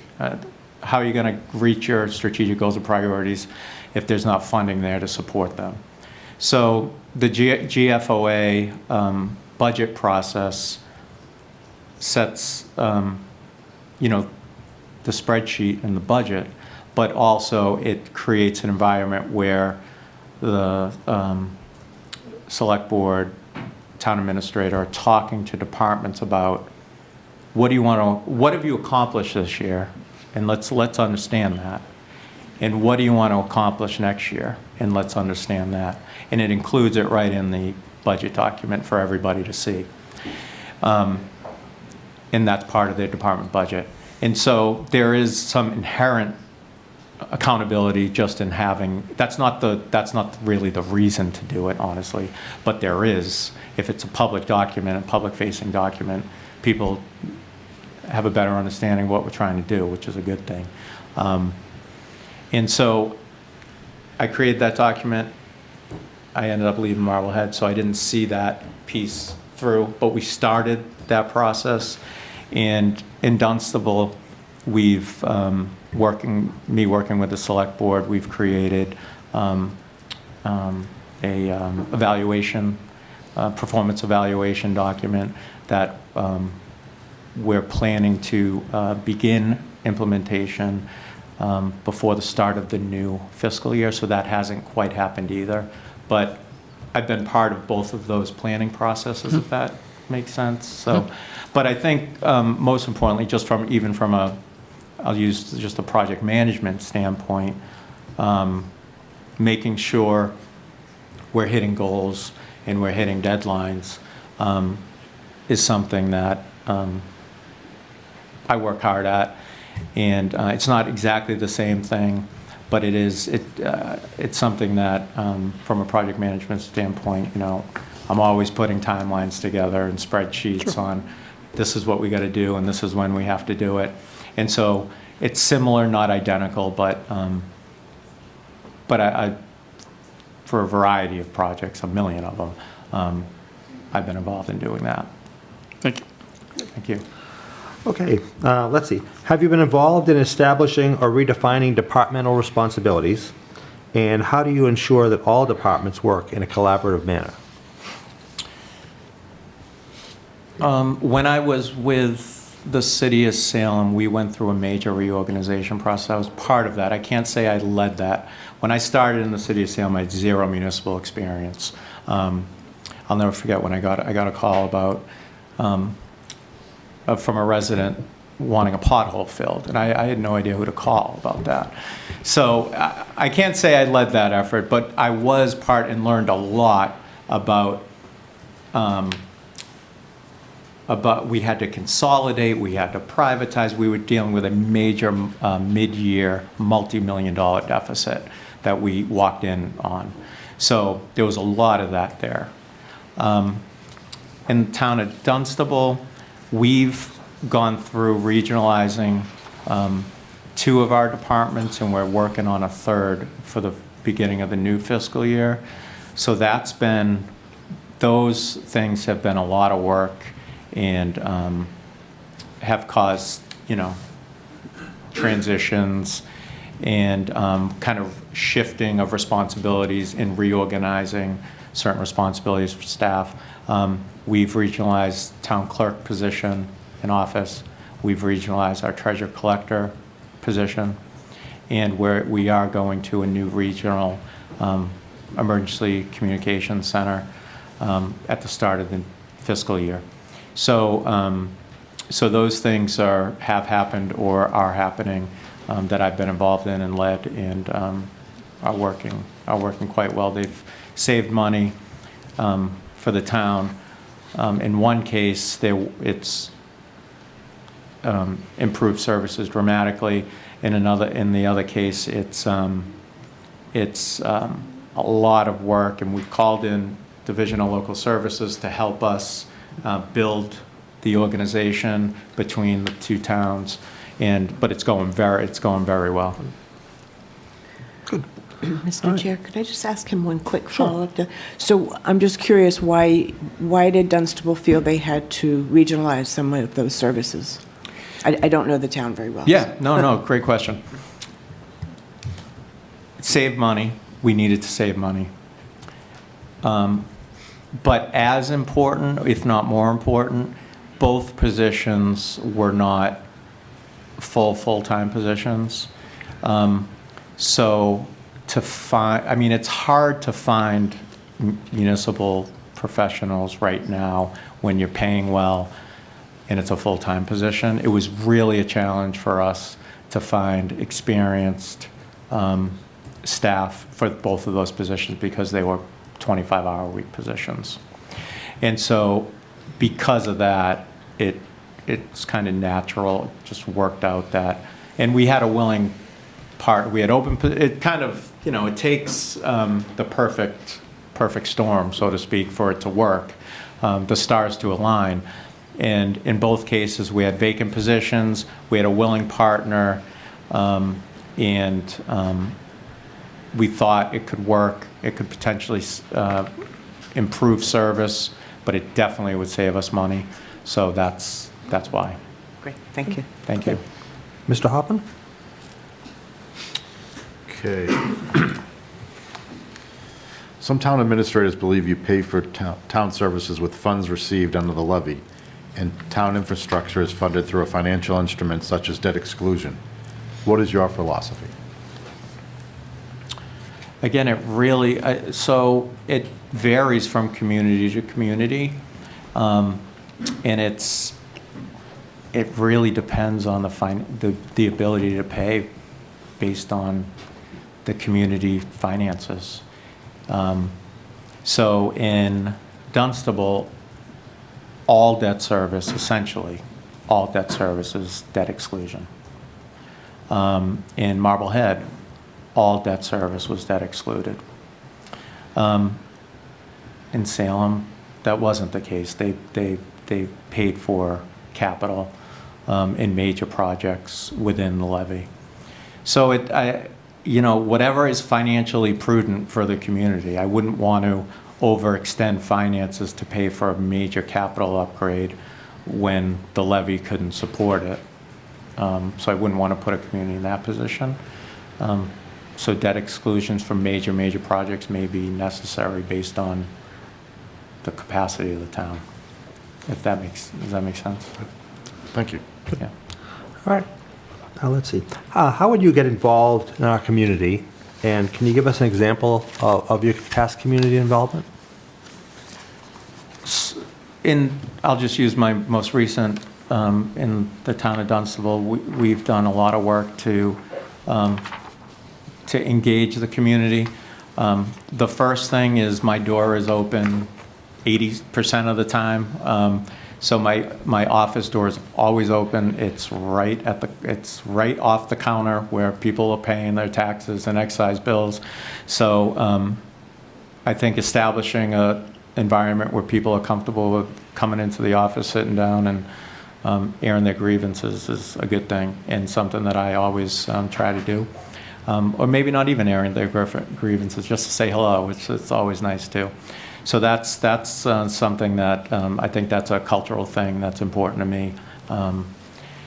I also I do monthly open coffee hours, like I said, at the local cafe, and it's open to anyone to come, and I even buy them the coffee.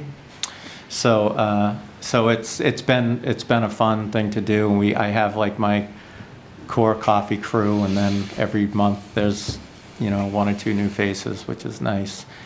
So that's been nice and a success.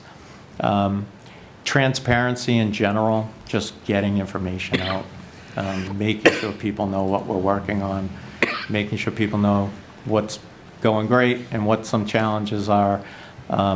That's something that we do, and we push out information through all channels we have available. We're on the socials, Facebook and Instagram, and we do a little bit on LinkedIn.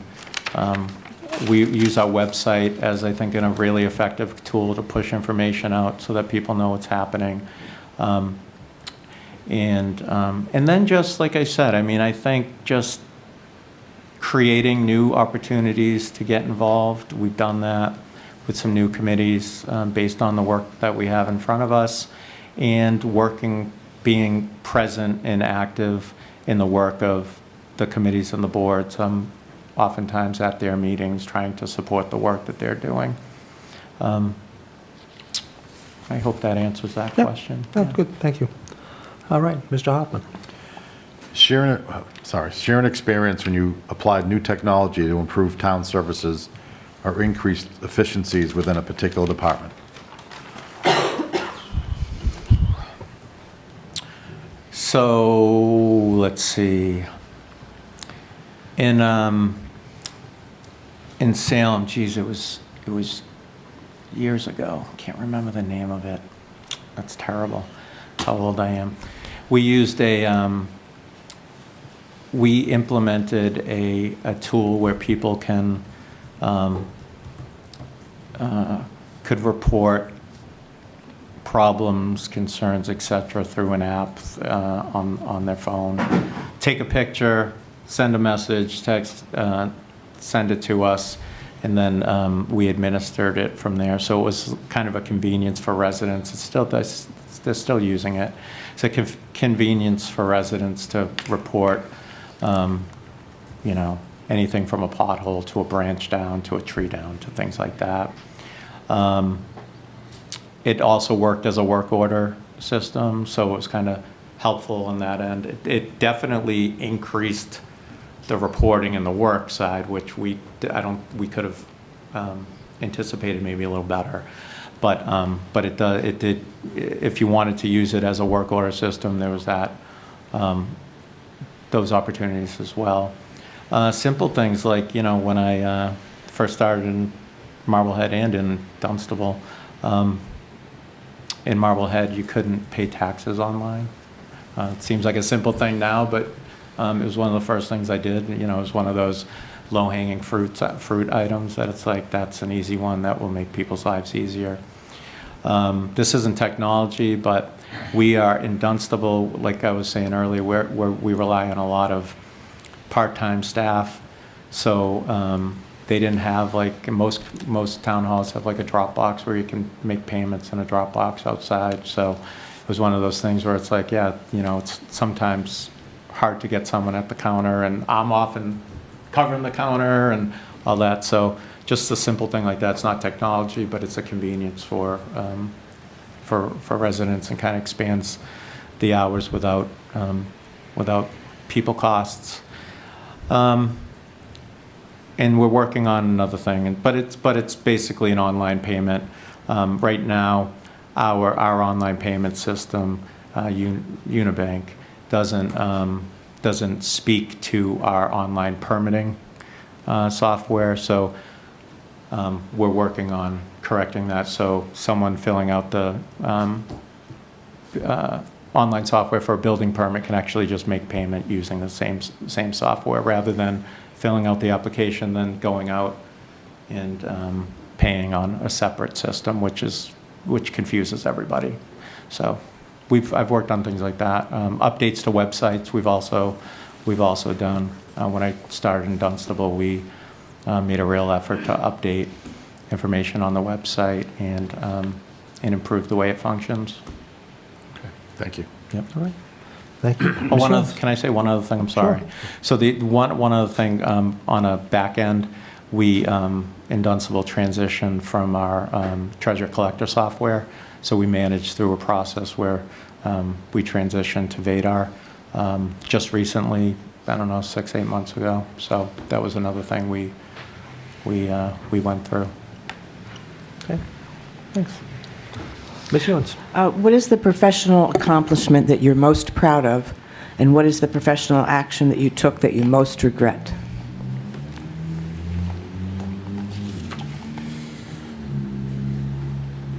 And maybe there's recency bias here, but I'm really proud of the work we're doing in Dunstable. I can't stress that enough. I mean, it's really just from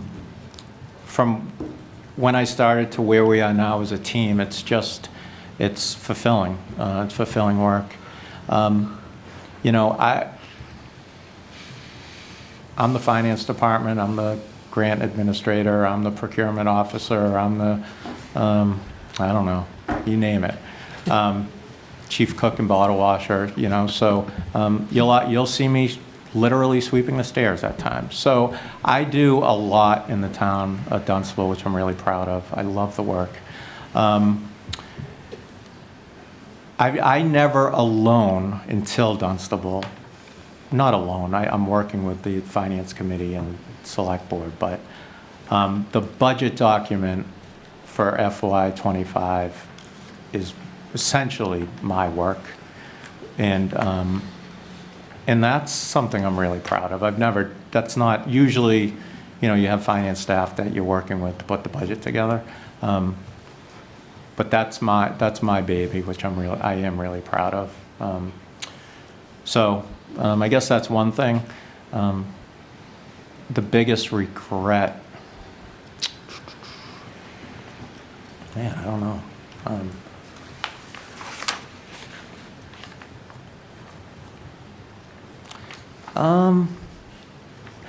I guess, so in Marblehead, when I was in Marblehead, I went through like I saw, we went through the COVID experience. And I don't know that this is a regret, but it's a reality. The 2 years of COVID, I'll never forget, I took 2 weeks off finally after being there for like 3 years. I'm like, I need a break. And so I took a couple weeks off around the holidays. And after 1 week being off, I woke up the next Monday and I said, I need to resign, because I was just in a, I was just toast and I needed a break. I regret that I couldn't have kind of got through that, I guess. I don't know if it's not really a professional, I don't know if that answers your question, but I wish I could have figured out a way to get through it. But it was a tough time, and it was, you know, obvious to me that it was time for me to take a breath from municipal government. And even though it's like the thing I love aside from my family, it's the thing I love the most. But you know, that was a tough, I'd say that was a tough period of time. If that answers the question. Sure. Thank you. Thanks. Thanks. Mr. Carter?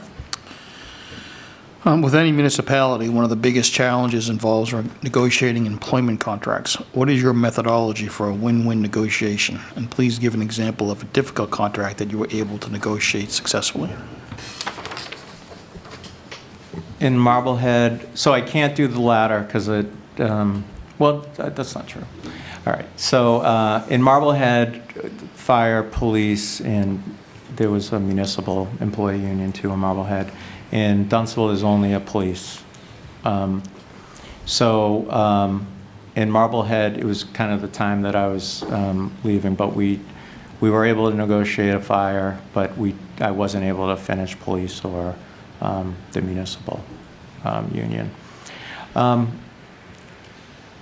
First, I think in order to have productive negotiations with unions, you have to have productive relationships with your unions. So I keep going back to this. I don't want to repeat myself, but having good relationships with them, building relationships that are based on, trust and respect. I think that's important. Frequent communication with them is also important. And I think just being reasonable, honest, and transparent at the table. Let them know where you stand. Give them the information. Be transparent with the information, and explain it the best you can, and be reasonable with them.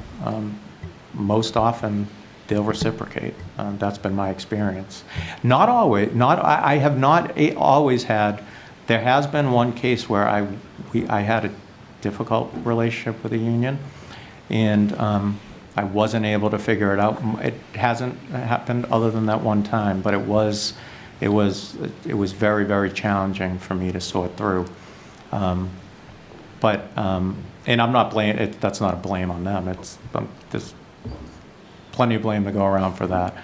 But I think lessons learned there, and just being that way, honest, transparent, upfront with them, and reasonable. I think that it's reciprocated most often.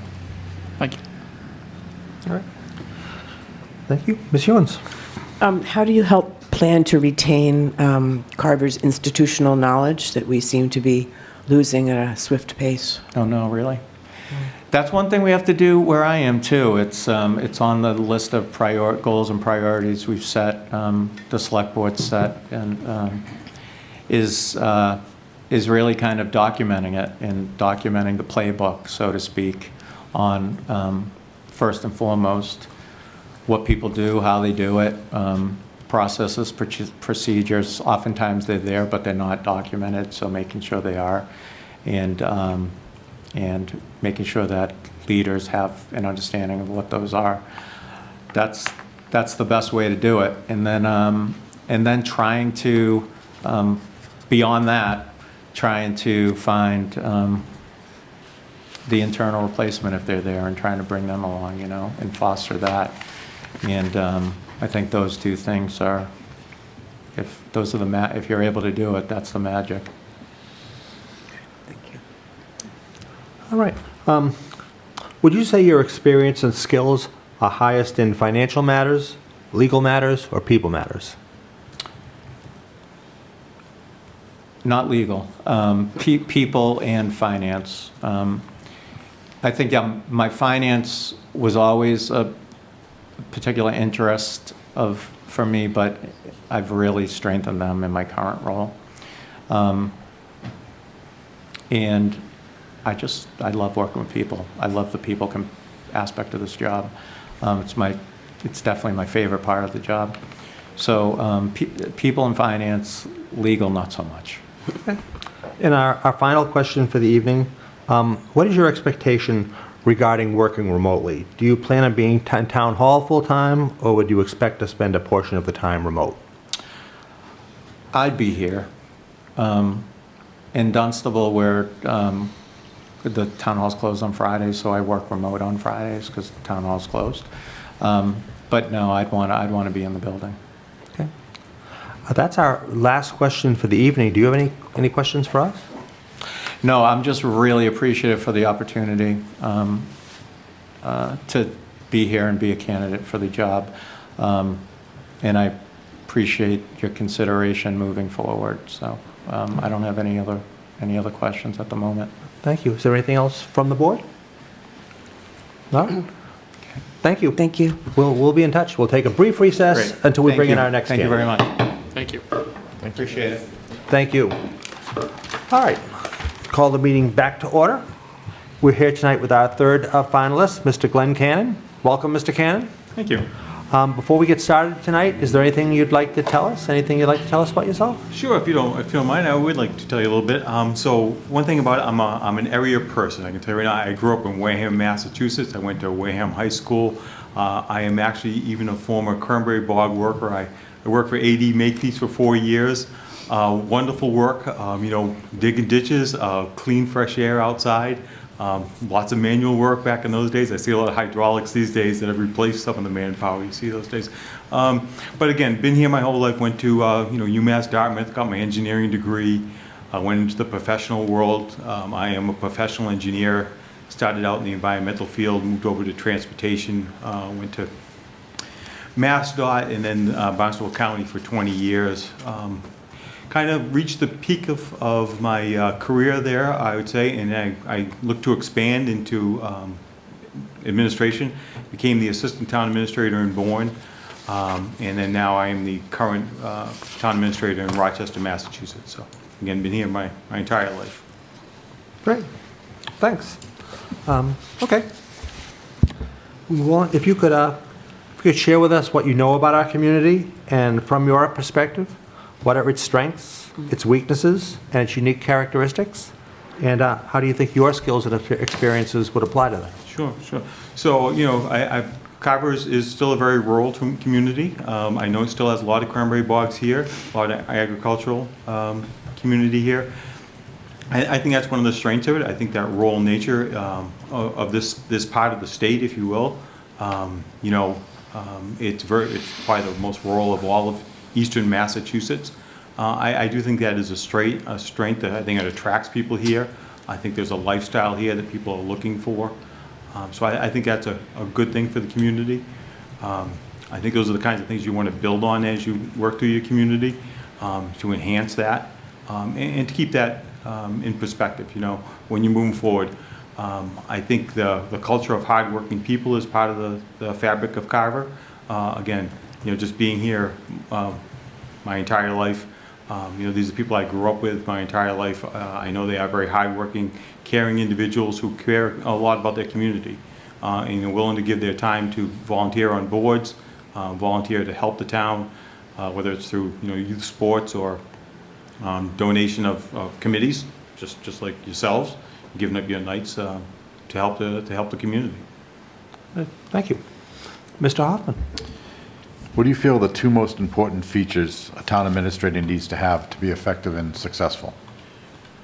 Number one, I'd say is communications. I think you want to be an effective communicator with the people in your town, the leadership in your town, your staff. It's a daily grind of the communications, making sure you have those open communications with bringing people in.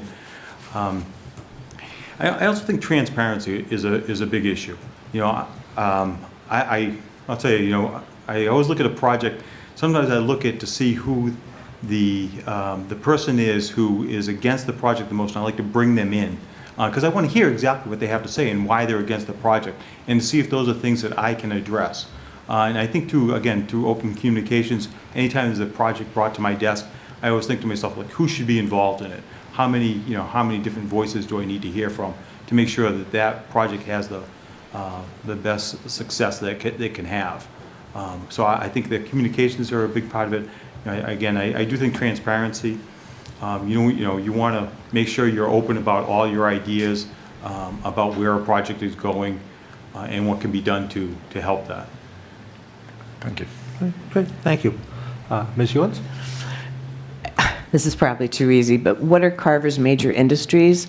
That is, who are the major employers in Carver?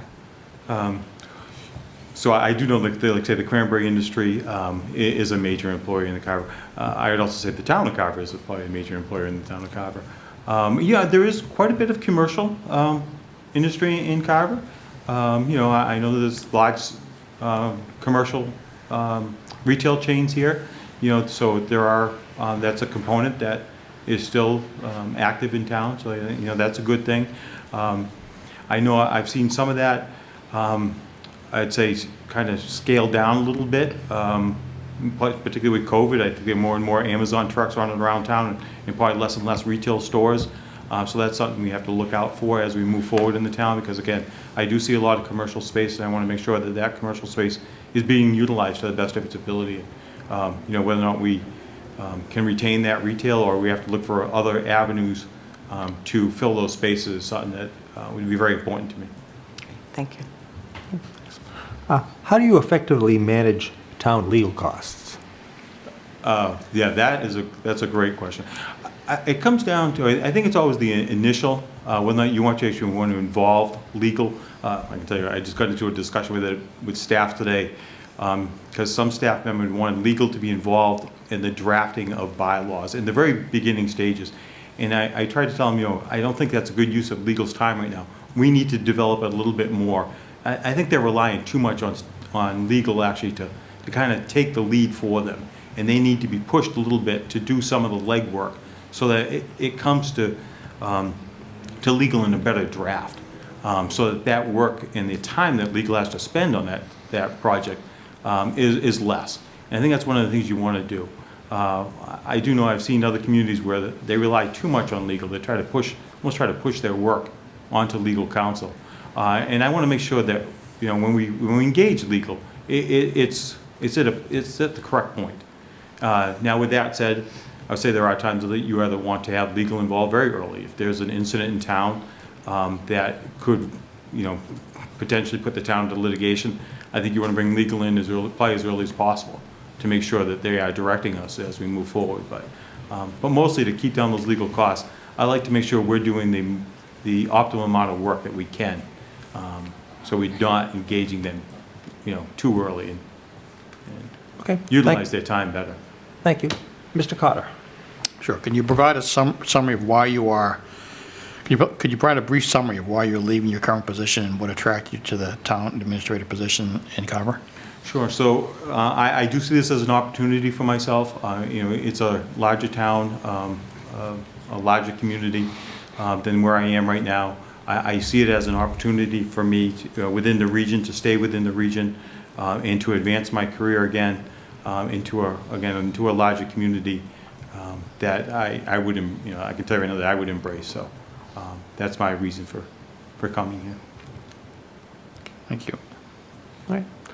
Let's see. Are you familiar with our Select Board financial management policies, our Select Board financial management policies? And if you are, what are your thoughts regarding them? I did see on the website, I saw a schedule of the financial schedule. I think it's great, actually.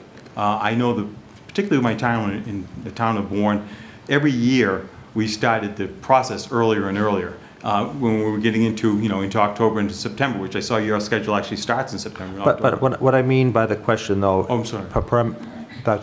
The specific Select Board financial policies that are on our Select Board page. Have you had a chance to look at those at all? I'm sorry, I've not taken a look at those. Okay, that's fine. That's what I was speaking specifically about. So that's fine. All right, Mr. Hoffa. Please describe your typical process preparing the budget for town meeting as it relates to revenue forecasts, adherence to financial policies, departmental expenses, and funding capital reserves. How do you make sure timelines during this process are adhered to? Sure. So I think you want to make sure you're sitting down with your staff to make sure that those timelines are being adhered to, particularly on the revenues. That generally where I like to start with the budget. I sit down with the finance director, making sure that those revenues are being brought forward as we move forward. And then from there, it does usually move on to the department heads and making sure that the department heads are putting in their budgets on time. And that would be up to me, I would say, to make sure that they are submitted on time through the process. I also want to make sure that we are hitting our goals as we move forward. I'd have to see how the town of Carver really does approach it. There are different avenues. Sometimes towns let the department heads put out their wish list. You see how they grow, and then you have to scale those back generally is what it comes down to. So, many times that's based on the projections you have for revenue. But they will put out their wish list. I don't mind that approach because I like to see what the department heads are really looking for. But then you have to, again, sit down with them, be realistic. Right now, I know in the town of Rochester, we're having some budget constraints, and we've had to go back to the department heads to cut back on their budgets, and that's part of the process. And the same on the capital side. You want to make sure you're working within your budget. You have to look at what's being done there. I like to make sure that we're looking at an overall picture of the town, and to make sure we're being equitable to different departments. You don't always want to be giving capital projects to one certain department and then leaving some others out and making sure that their equipment's getting older, and just to make sure that is being spread out across town. Okay, thank you. Ms. Ewens? How would you describe your management style, and how will you foster professionalism, employee satisfaction, employee initiative, and employee self-esteem among department heads and staff? Sure. So for myself, I certainly like to lead by example. I put in a lot of time. I work very hard at my job. I think that's very important. I make sure I'm very respectful of staff. My door will always be open for staff anytime they want to talk to them about any problem, to make sure that they're being heard. I think that's one of the things that staff always wants to make sure that somebody is listening to them and seeing what can be addressed. Sometimes the answer is yes, sometimes the answer is no. But I think I want them to know the reason why I'm either saying yes or no to them, so then they know why it's moving forward. So again, I like to engage with staff. I like to have, monthly staff meetings to make sure that communication is open, like I talked about, the transparency, that I'm there to answer questions that they have. Especially from the select board, sometimes staff is reading things in the newspaper. They're not really getting informed of what's happening within town itself. So I like to make sure that those communications are open, and that I'm communicating back to staff to help them. They help them develop. I also want to know what their goals are, to see if I can help them move forward in their careers also, what they're looking for. I think that's a good thing for a manager to be able to do, to make sure they know where their staff wants to go. Good. This is a two-part question. Part one is, what criteria do you use to balance the budgetary needs of multiple town and school departments? Sure. So I do think you want to look at the overall aspect of the town. Again, I think you want to get back into that balancing act of where the money's going. You don't always want to be favoring one department. And I think you have to be careful of that. There are certain departments who will ask for more every single year, and other departments who don't ask for as much. But you want to make sure you're addressing the needs of all the departments. The balance between school and town, I think, is always something that's a concern. I think one of the things you really want to do is you want to start early in the process with the schools to make sure you know exactly what they're looking for as they're moving forward. Just like the town side of the budget, the earlier you can talk about that budget, I think the better off you'll be, to make sure you know what's coming down the road and what can happen. I do know right now in the town of Rochester, we're having those discussions again. We're having budget issues, and they're both on the town side and the school side, and we've told them earlier that they need to make cuts just like the town is making cuts. So sometimes those are difficult conversations to have, but you need to have those. And part two of that question is, Carver has several pilot agreements. What do you think is the better use of money, of the pilot agreement money? Lowering residential taxes or having a larger town budget to spend? I'd say anytime you can lower tax, I think that's a good thing for the residents. I'd look to see where the needs are for those pilot programs and whether or not they're earmarked for certain avenues. But again, if you can overall lower the taxes of town, I think that's a great thing. And I have to see what kind of these pilot programs really look at. And Sure, and it should be clear, these are pilot programs that will gradually phase out over time. Yeah, they mostly usually do. Yeah. But yeah, if you can lower taxes, that's a great thing. I think you always want to keep the tax base as low as possible. Okay. I just know sometimes there are needs out there that need to be addressed, and the pilot programs give you an avenue. Okay, thank you. Mr. Carter? Sure. With regards to more of the budget process, in your current capacity, Looking at when your budget process starts and finishes, what's your methodology for predicting state aid, and how does it affect your budget timeline? So, state aid is always one of those tricky things because you work on projections based off last year generally, or you go look at the governor's budget to see where those projections come in. We try to be I try to be very conservative with them. I like to balance it out, usually from last year to level it out, just because those cuts are always coming, I always feel, and I'm very leery of the state aid numbers. I feel as though, if you get what do I want to say,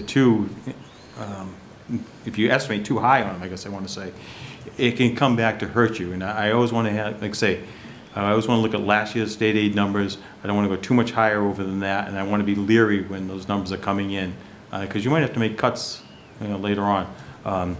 I do know this year they made the 9C cuts, the state did. They mostly do grants, but those are the things you have to be leery of, particularly right now. The state budget is not doing well either, and you have to be very leery of where the state dollars are coming from, and not rely heavily on it in your own budget. So what's your timetable of when you start your budget and end? When you start and when town meeting happens? Sure. So it's it certainly goes out throughout the process. Rochester starts a little bit later than when I was in Bourne. In Bourne we started early, I'd say October. Rochester's more into December. But again, we just want to keep monitoring those state aid numbers as they're coming in and as we work through the budget process. Thank you. Okay. Let's see.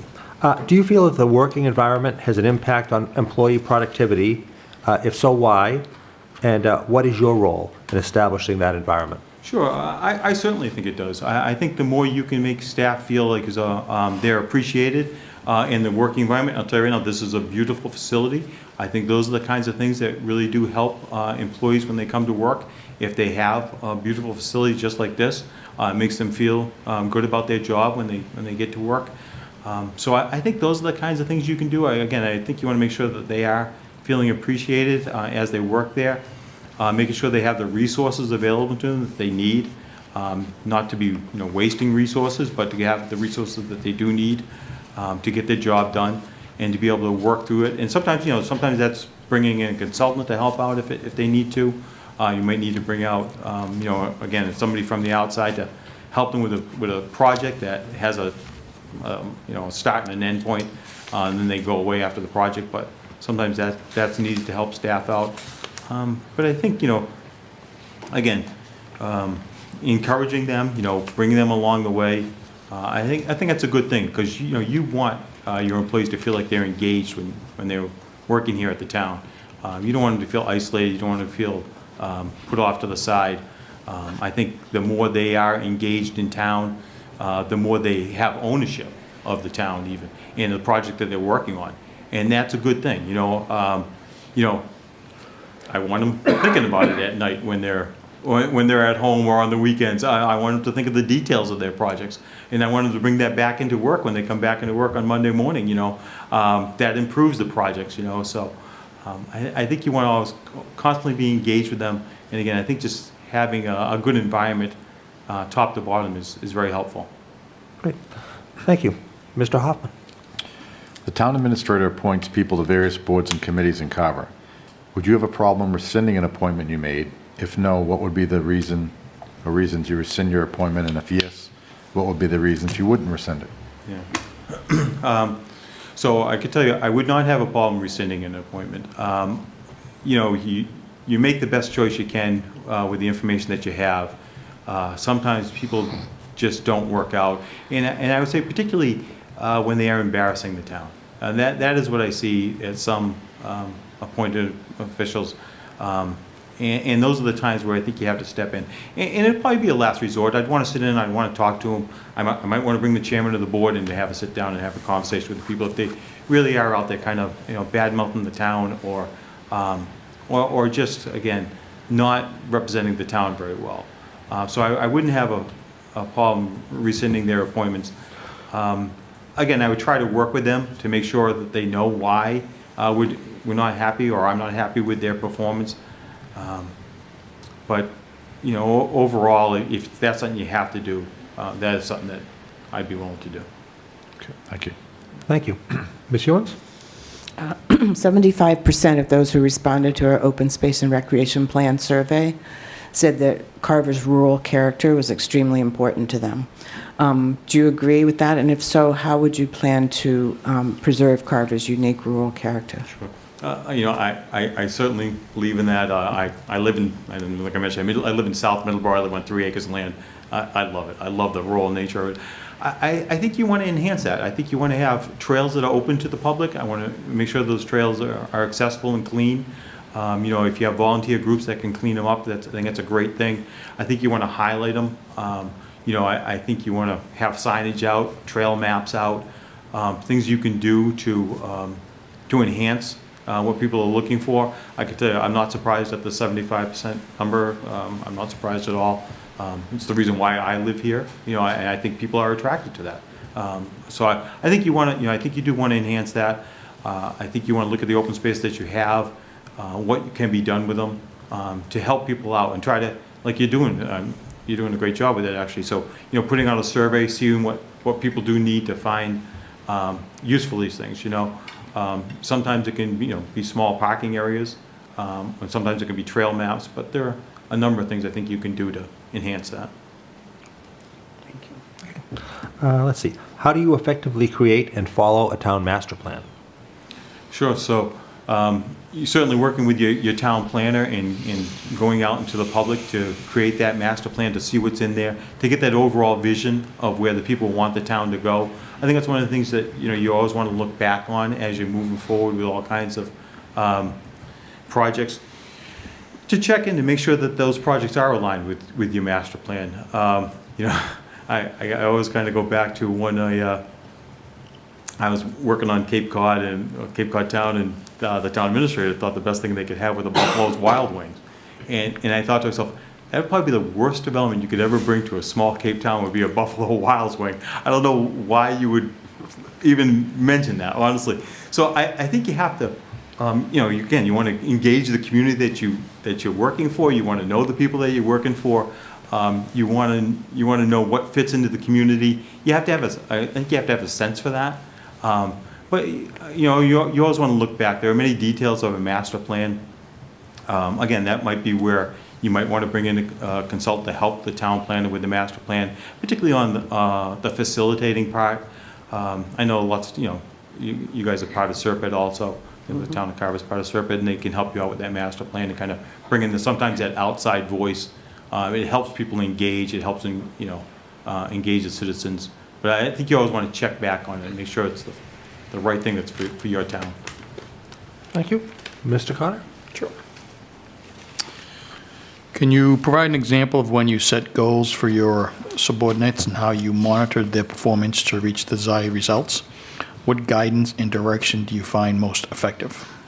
Sure. So, we recently have engaged on a salt shed in the town, working with the DPW director, an elected DPW director, so that makes a challenge for me. It isn't somebody who directly reports to me.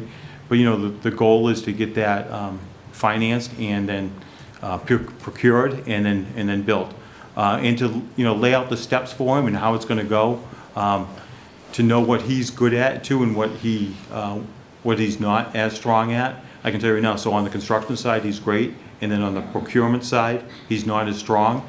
So I actually help out in the procurement side of it to help him along with that project to make sure that we are reaching the goals, because procurement in Massachusetts can be very difficult to do. It's very cumbersome, a lot of bureaucracy to it.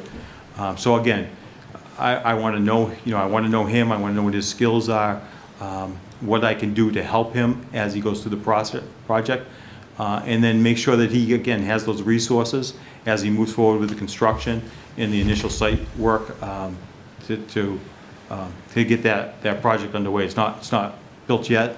The site has been done, with the procurement is moving forward, and to make sure I check in with them, check in on the steps of the avenue and make sure it isn't falling behind. I think that's a big thing.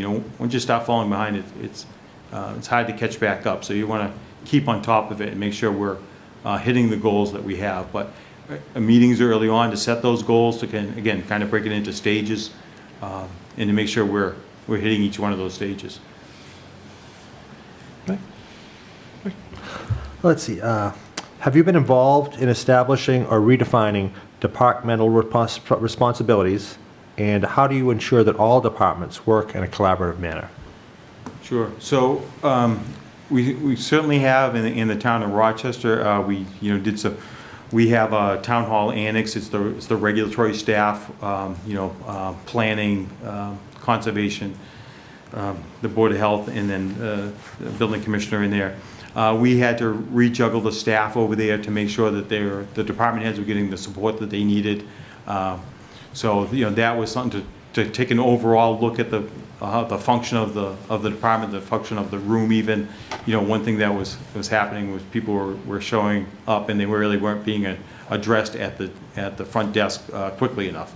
So we made sure we reassigned people to address that issue and put them in the right direction of where they needed to go. That was one way we've done it. At the town of Bourne, they had started to do it informally, and I took it on myself to help them to create that regulatory, technical review, where an applicant could come into the door and sit down, with planning, conservation, and board of health and the building commissioner all at once, so that they could have one clear picture of what they needed to do to get the project permitted, and to make sure that the restrictions that one department, weren't so egregious that it was, stopping another department from being able to approve the project. I think a classic example of that, I remember one from the town of Bourne. The drainage requirements were such of the project that the conservation wasn't able to readily agree to it. So the real solution was to have the two department heads to sit down and come up with a solution that they could work out, where that project could move forward. The applicant was willing to do whatever they wanted to do, just that, again, the requirements that one department was putting on him, the other department head wouldn't agree to. So the real solution was to have those two department heads sit down and come up with a solution, and then come back with the team and work it out with the developer and make sure we could all move forward. So that was. Thank you. Mr. Hoffman? Some town administrators believe you pay for town services with funds received under the levy, and town infrastructure is funded through a financial instrument such as a debt exclusion. What is your philosophy? Yeah, so I try to do as much under the levy as possible. The only time we really look for a debt exclusion, it would be on a large scale project. Whether or not right now in the town of Rochester, we're trying to build a fire station. The cheapest fire station we can find right now is $10 million. It's unbelievable. And that $10 million figure is just too much for the levy in Rochester. So it'll really have to be a debt exclusion. If you can do it under the levy, that's a great thing. I know in the town of Bourne, they have marinas there, being on the ocean. And some of those marinas, and trying to rebuild those marinas, we were trying to do, they were actually enterprise funds. But trying to do it within the enterprise funds that they had. And not go out for a debt exclusion for a project like that, and which was a major project.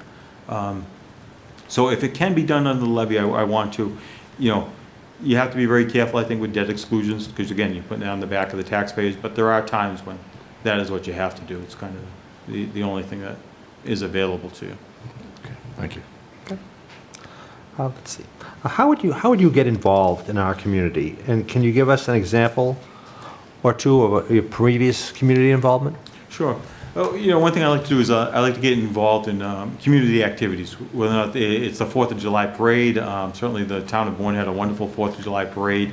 I made sure I volunteered for that. If they needed any help, I'm certainly there to help. If you can walk in the parade, that's great. In the town of Rochester, we have a Memorial Day parade, again, making sure I'm there. And engaging with the community. Over at the town of Rochester, I can tell you, they also have a great council on aging. They do a breakfast every single morning. I love to go over there and just have breakfast, sit down with residents, introduce myself and hear what the topic of conversation is. I think that's a great way to do it. But I like to do things, I'd say, outside of the office, if you will, outside of the normal working environment, that you can get engaged with residents, on a different scale, if you will. You know, they're not coming into town hall. You're meeting them on their terms. I think that's a much better way to go about it. Great, thank you. Mr. Hart. Share an experience when you applied new technology to improve town services or increased efficiencies within a particular department. Sure. The easiest one I can think of was in the town of Bourne, we had gone to the e-permitting, and that was a wonderful thing when it got implemented. Now, it was a little bit difficult, and it took staff to be able to take it on, but, you know, when you went into town hall every day at 8 o'clock, there was a line, you know, waiting for the building commissioner, because all the contractors were waiting for their permits. Once we went to e-permitting, they could do that work at night. They could submit it at their own time. They could submit it on the weekends. That line virtually went away. You know, they get their permits could be given to them electronically. They could get to work. They're not spending the first hour of their day standing in line at town hall waiting for a permit or waiting for a conversation with the building inspector. I think that was one of the best things I've seen. I know we also have it in Rochester. We don't use it to its fullest potential. We certainly intake the permits, but in the town of Bourne, I was assistant town administrator in Bourne, interim at times, but I could see where any project was in the permitting process. I could actually look right on the screen and tell you where that permit sat. And that was a good thing. We don't do that in Rochester. You know, that takes the department heads to be able to log in and approve the projects. And one thing about it, previously in the town of Bourne, that they had the permits were paper permits. They would bring them to each department head's desk and, you know, put it in their in basket. And sometimes, again, that permit could just sit there, even if it's just a couple days. Where electronically, you know, you could see that sometimes, you know, it was all uplands. The conservation agent did not need to be involved in the project. You know, they could click the button right at their desk, and that project could just move right along to the next department. So I think that was the best use of technology that I've seen. Great, thank you. Ms. Humes. What is the professional accomplishment that you are most proud of, and what is the professional action that you took that you most regret? The professional accomplishment I would say I'm most proud of is working in the town of Bourne to build the new police station. That was a project that was underway when I got there, but it took an incredible amount of work, an incredible amount of dedication, particularly from the chief and even his lieutenants. It was a lot of time there, a lot of detail there. You know, the intricacies, the change orders that came about, all those things that had to be addressed. I am extremely proud of that project. You know, I'm proud of how it turned out. I'm proud that I could be involved in it. Proud of the team that worked on it. You know, that was a great project. The one that I regret the most, I can tell you right now, that's an easy one for me. During the pandemic, the town of Bourne had an adult day care center for elderly adults. It was an enterprise fund. Those clients stopped coming during the pandemic. So I had to lay off the staff. And they were the nicest people. They were caring, really dedicated to the community, dedicated to their clients. Again, it was an enterprise fund. As the clients went away, the funding went away. There was really no choice. But that one, it was a tough decision. It was tough. Tough just to talk to them, because they were just great people who really cared. It wasn't like, sometimes when you move an employee along, it's not such a hard conversation from my standpoint. Mr. Carter. Sure. With any municipality, one of the biggest challenges involves negotiating employment contracts. What is your methodology for a win-win negotiation? And please give an example of a difficult contract that you were able to negotiate successfully. Sure. So I think you always want to look at the comps from towns, surrounding towns, particularly towns very similar to Carver, you know, population-wise, budget-wise, to see how they're paying. Right now, it's very competitive, so you have to be on point with this. You know, you really have to look at current jobs that are out there and what other towns are paying. So, I think you want to sit down with the employee, you want to show them that data, let them know that we're being competitive. I always say this, town of Rochester is not a large budget, it's not a large town, but I always want to be competitive for the size town we are. I always, we just had police department negotiations.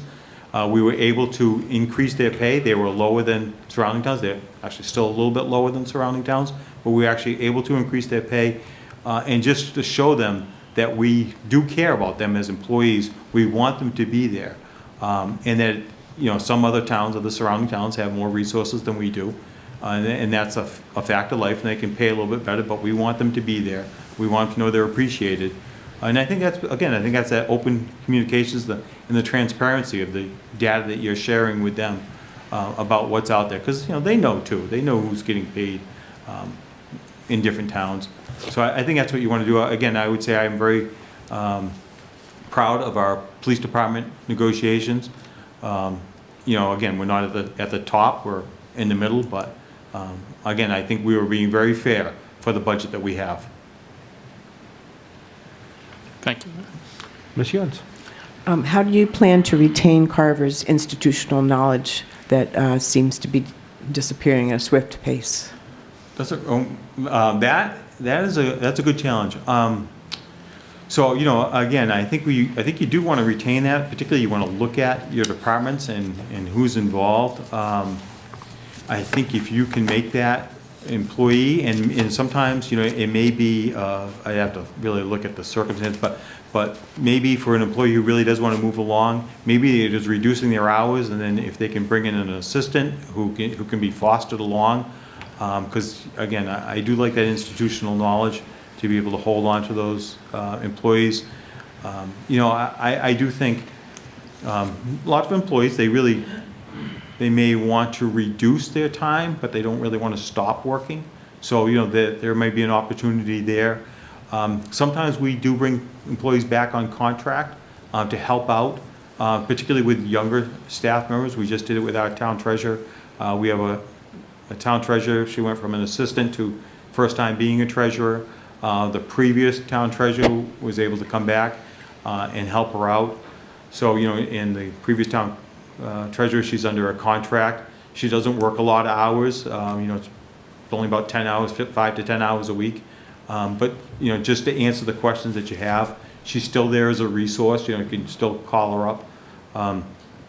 Lots of times, too, I think that's what it is. You see some department heads are very dedicated to the town. They're willing to give their time after they're done working, particularly if it's just phone calls or if there's an issue that a younger staff member needs help with, to be able to assist with those. We also have an elected town clerk in Rochester. Our former town clerk still comes into town hall, still willing to answer questions. And again, I think you want to foster that relationship. He's a great guy. He's given his time and giving back to the community, and that's exactly what we need, because, again, a lot of institutional knowledge went out the door with him. So. Okay. Would you say your experience and skills are highest in financial matters, legal matters, or people matters? I like to think people matters. I think I'm good with people. I think I'm good sitting down with people. I think I'm good in large groups to make sure that they're all being heard and that their voices are being brought forward. I think that's the best way that you do get ideas coming out of town, getting them out of towns. I think with that said, I do also think you have to be very well-rounded in all these things. Certainly on the financial end, you always have to start with your budget. I always like to start with our revenue first. I almost look at it like, it's almost like my house. If you gotta look at how much money you have coming in first before you think how much money you can spend. I see other towns don't go that way, and I can never really get through to it. I can tell you, I am not a lawyer, but I've spent years working with lawyers. So, I am not the legal expert, but there are things, you can do, I think, to cut down on those legal bills like we talked about a little bit, making sure you know what is going to get you into trouble and avoiding those things, from a legal standpoint. Anytime I can help out.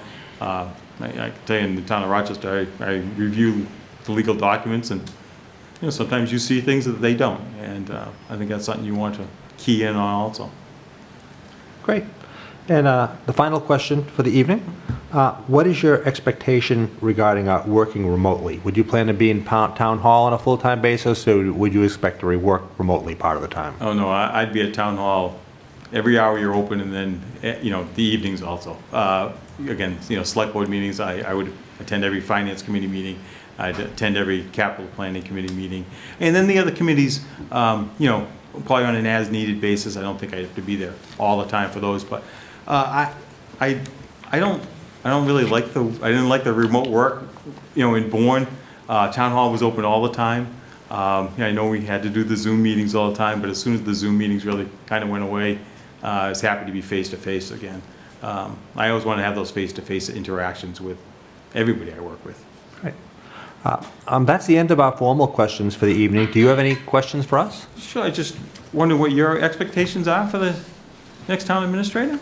Well, I think our expectations are probably different depending on which member of the board you ask. But I think we covered a lot of them tonight in our questions. Yeah. And we'll be obviously talking more about this. We'll see you on Saturday. Yes, yes. And is there anything, does the board have anything? All right. Well, thank you We're very much. good. I do look forward to seeing you on Saturday. I actually like that format.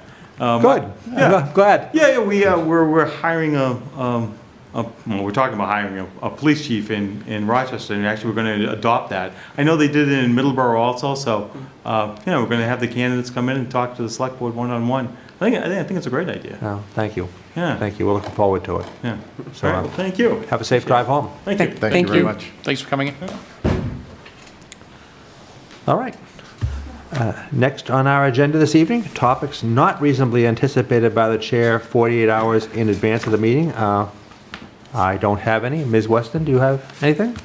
No. All right. Select board announcements. Ms. Hewens? No, I'm all set, thank you. Mr. Hoffman? I just want to let people know that the Kane Strong Golf fundraiser is back on. It's going to be May 11th, Saturday at 11 o'clock. Golf is filled up once again, but we do have openings for whole sponsors and raffle prizes. So just get in touch with anyone on the committee. Great. Ms. Hewens? I realize now what you're doing. I do want to remind people to please remember Shane Gives Thanks Food Pantry. All right. Thank you. Mr. Carter? I'm all set. And I have nothing to add as well. Our next meeting is April 2nd. Is there a motion to adjourn? Motion adjourned. Second. Motion and a second. All in favor? Aye. Opposed? It is unanimous. Thank you. Have a great night, everybody. Thank you, Area 58.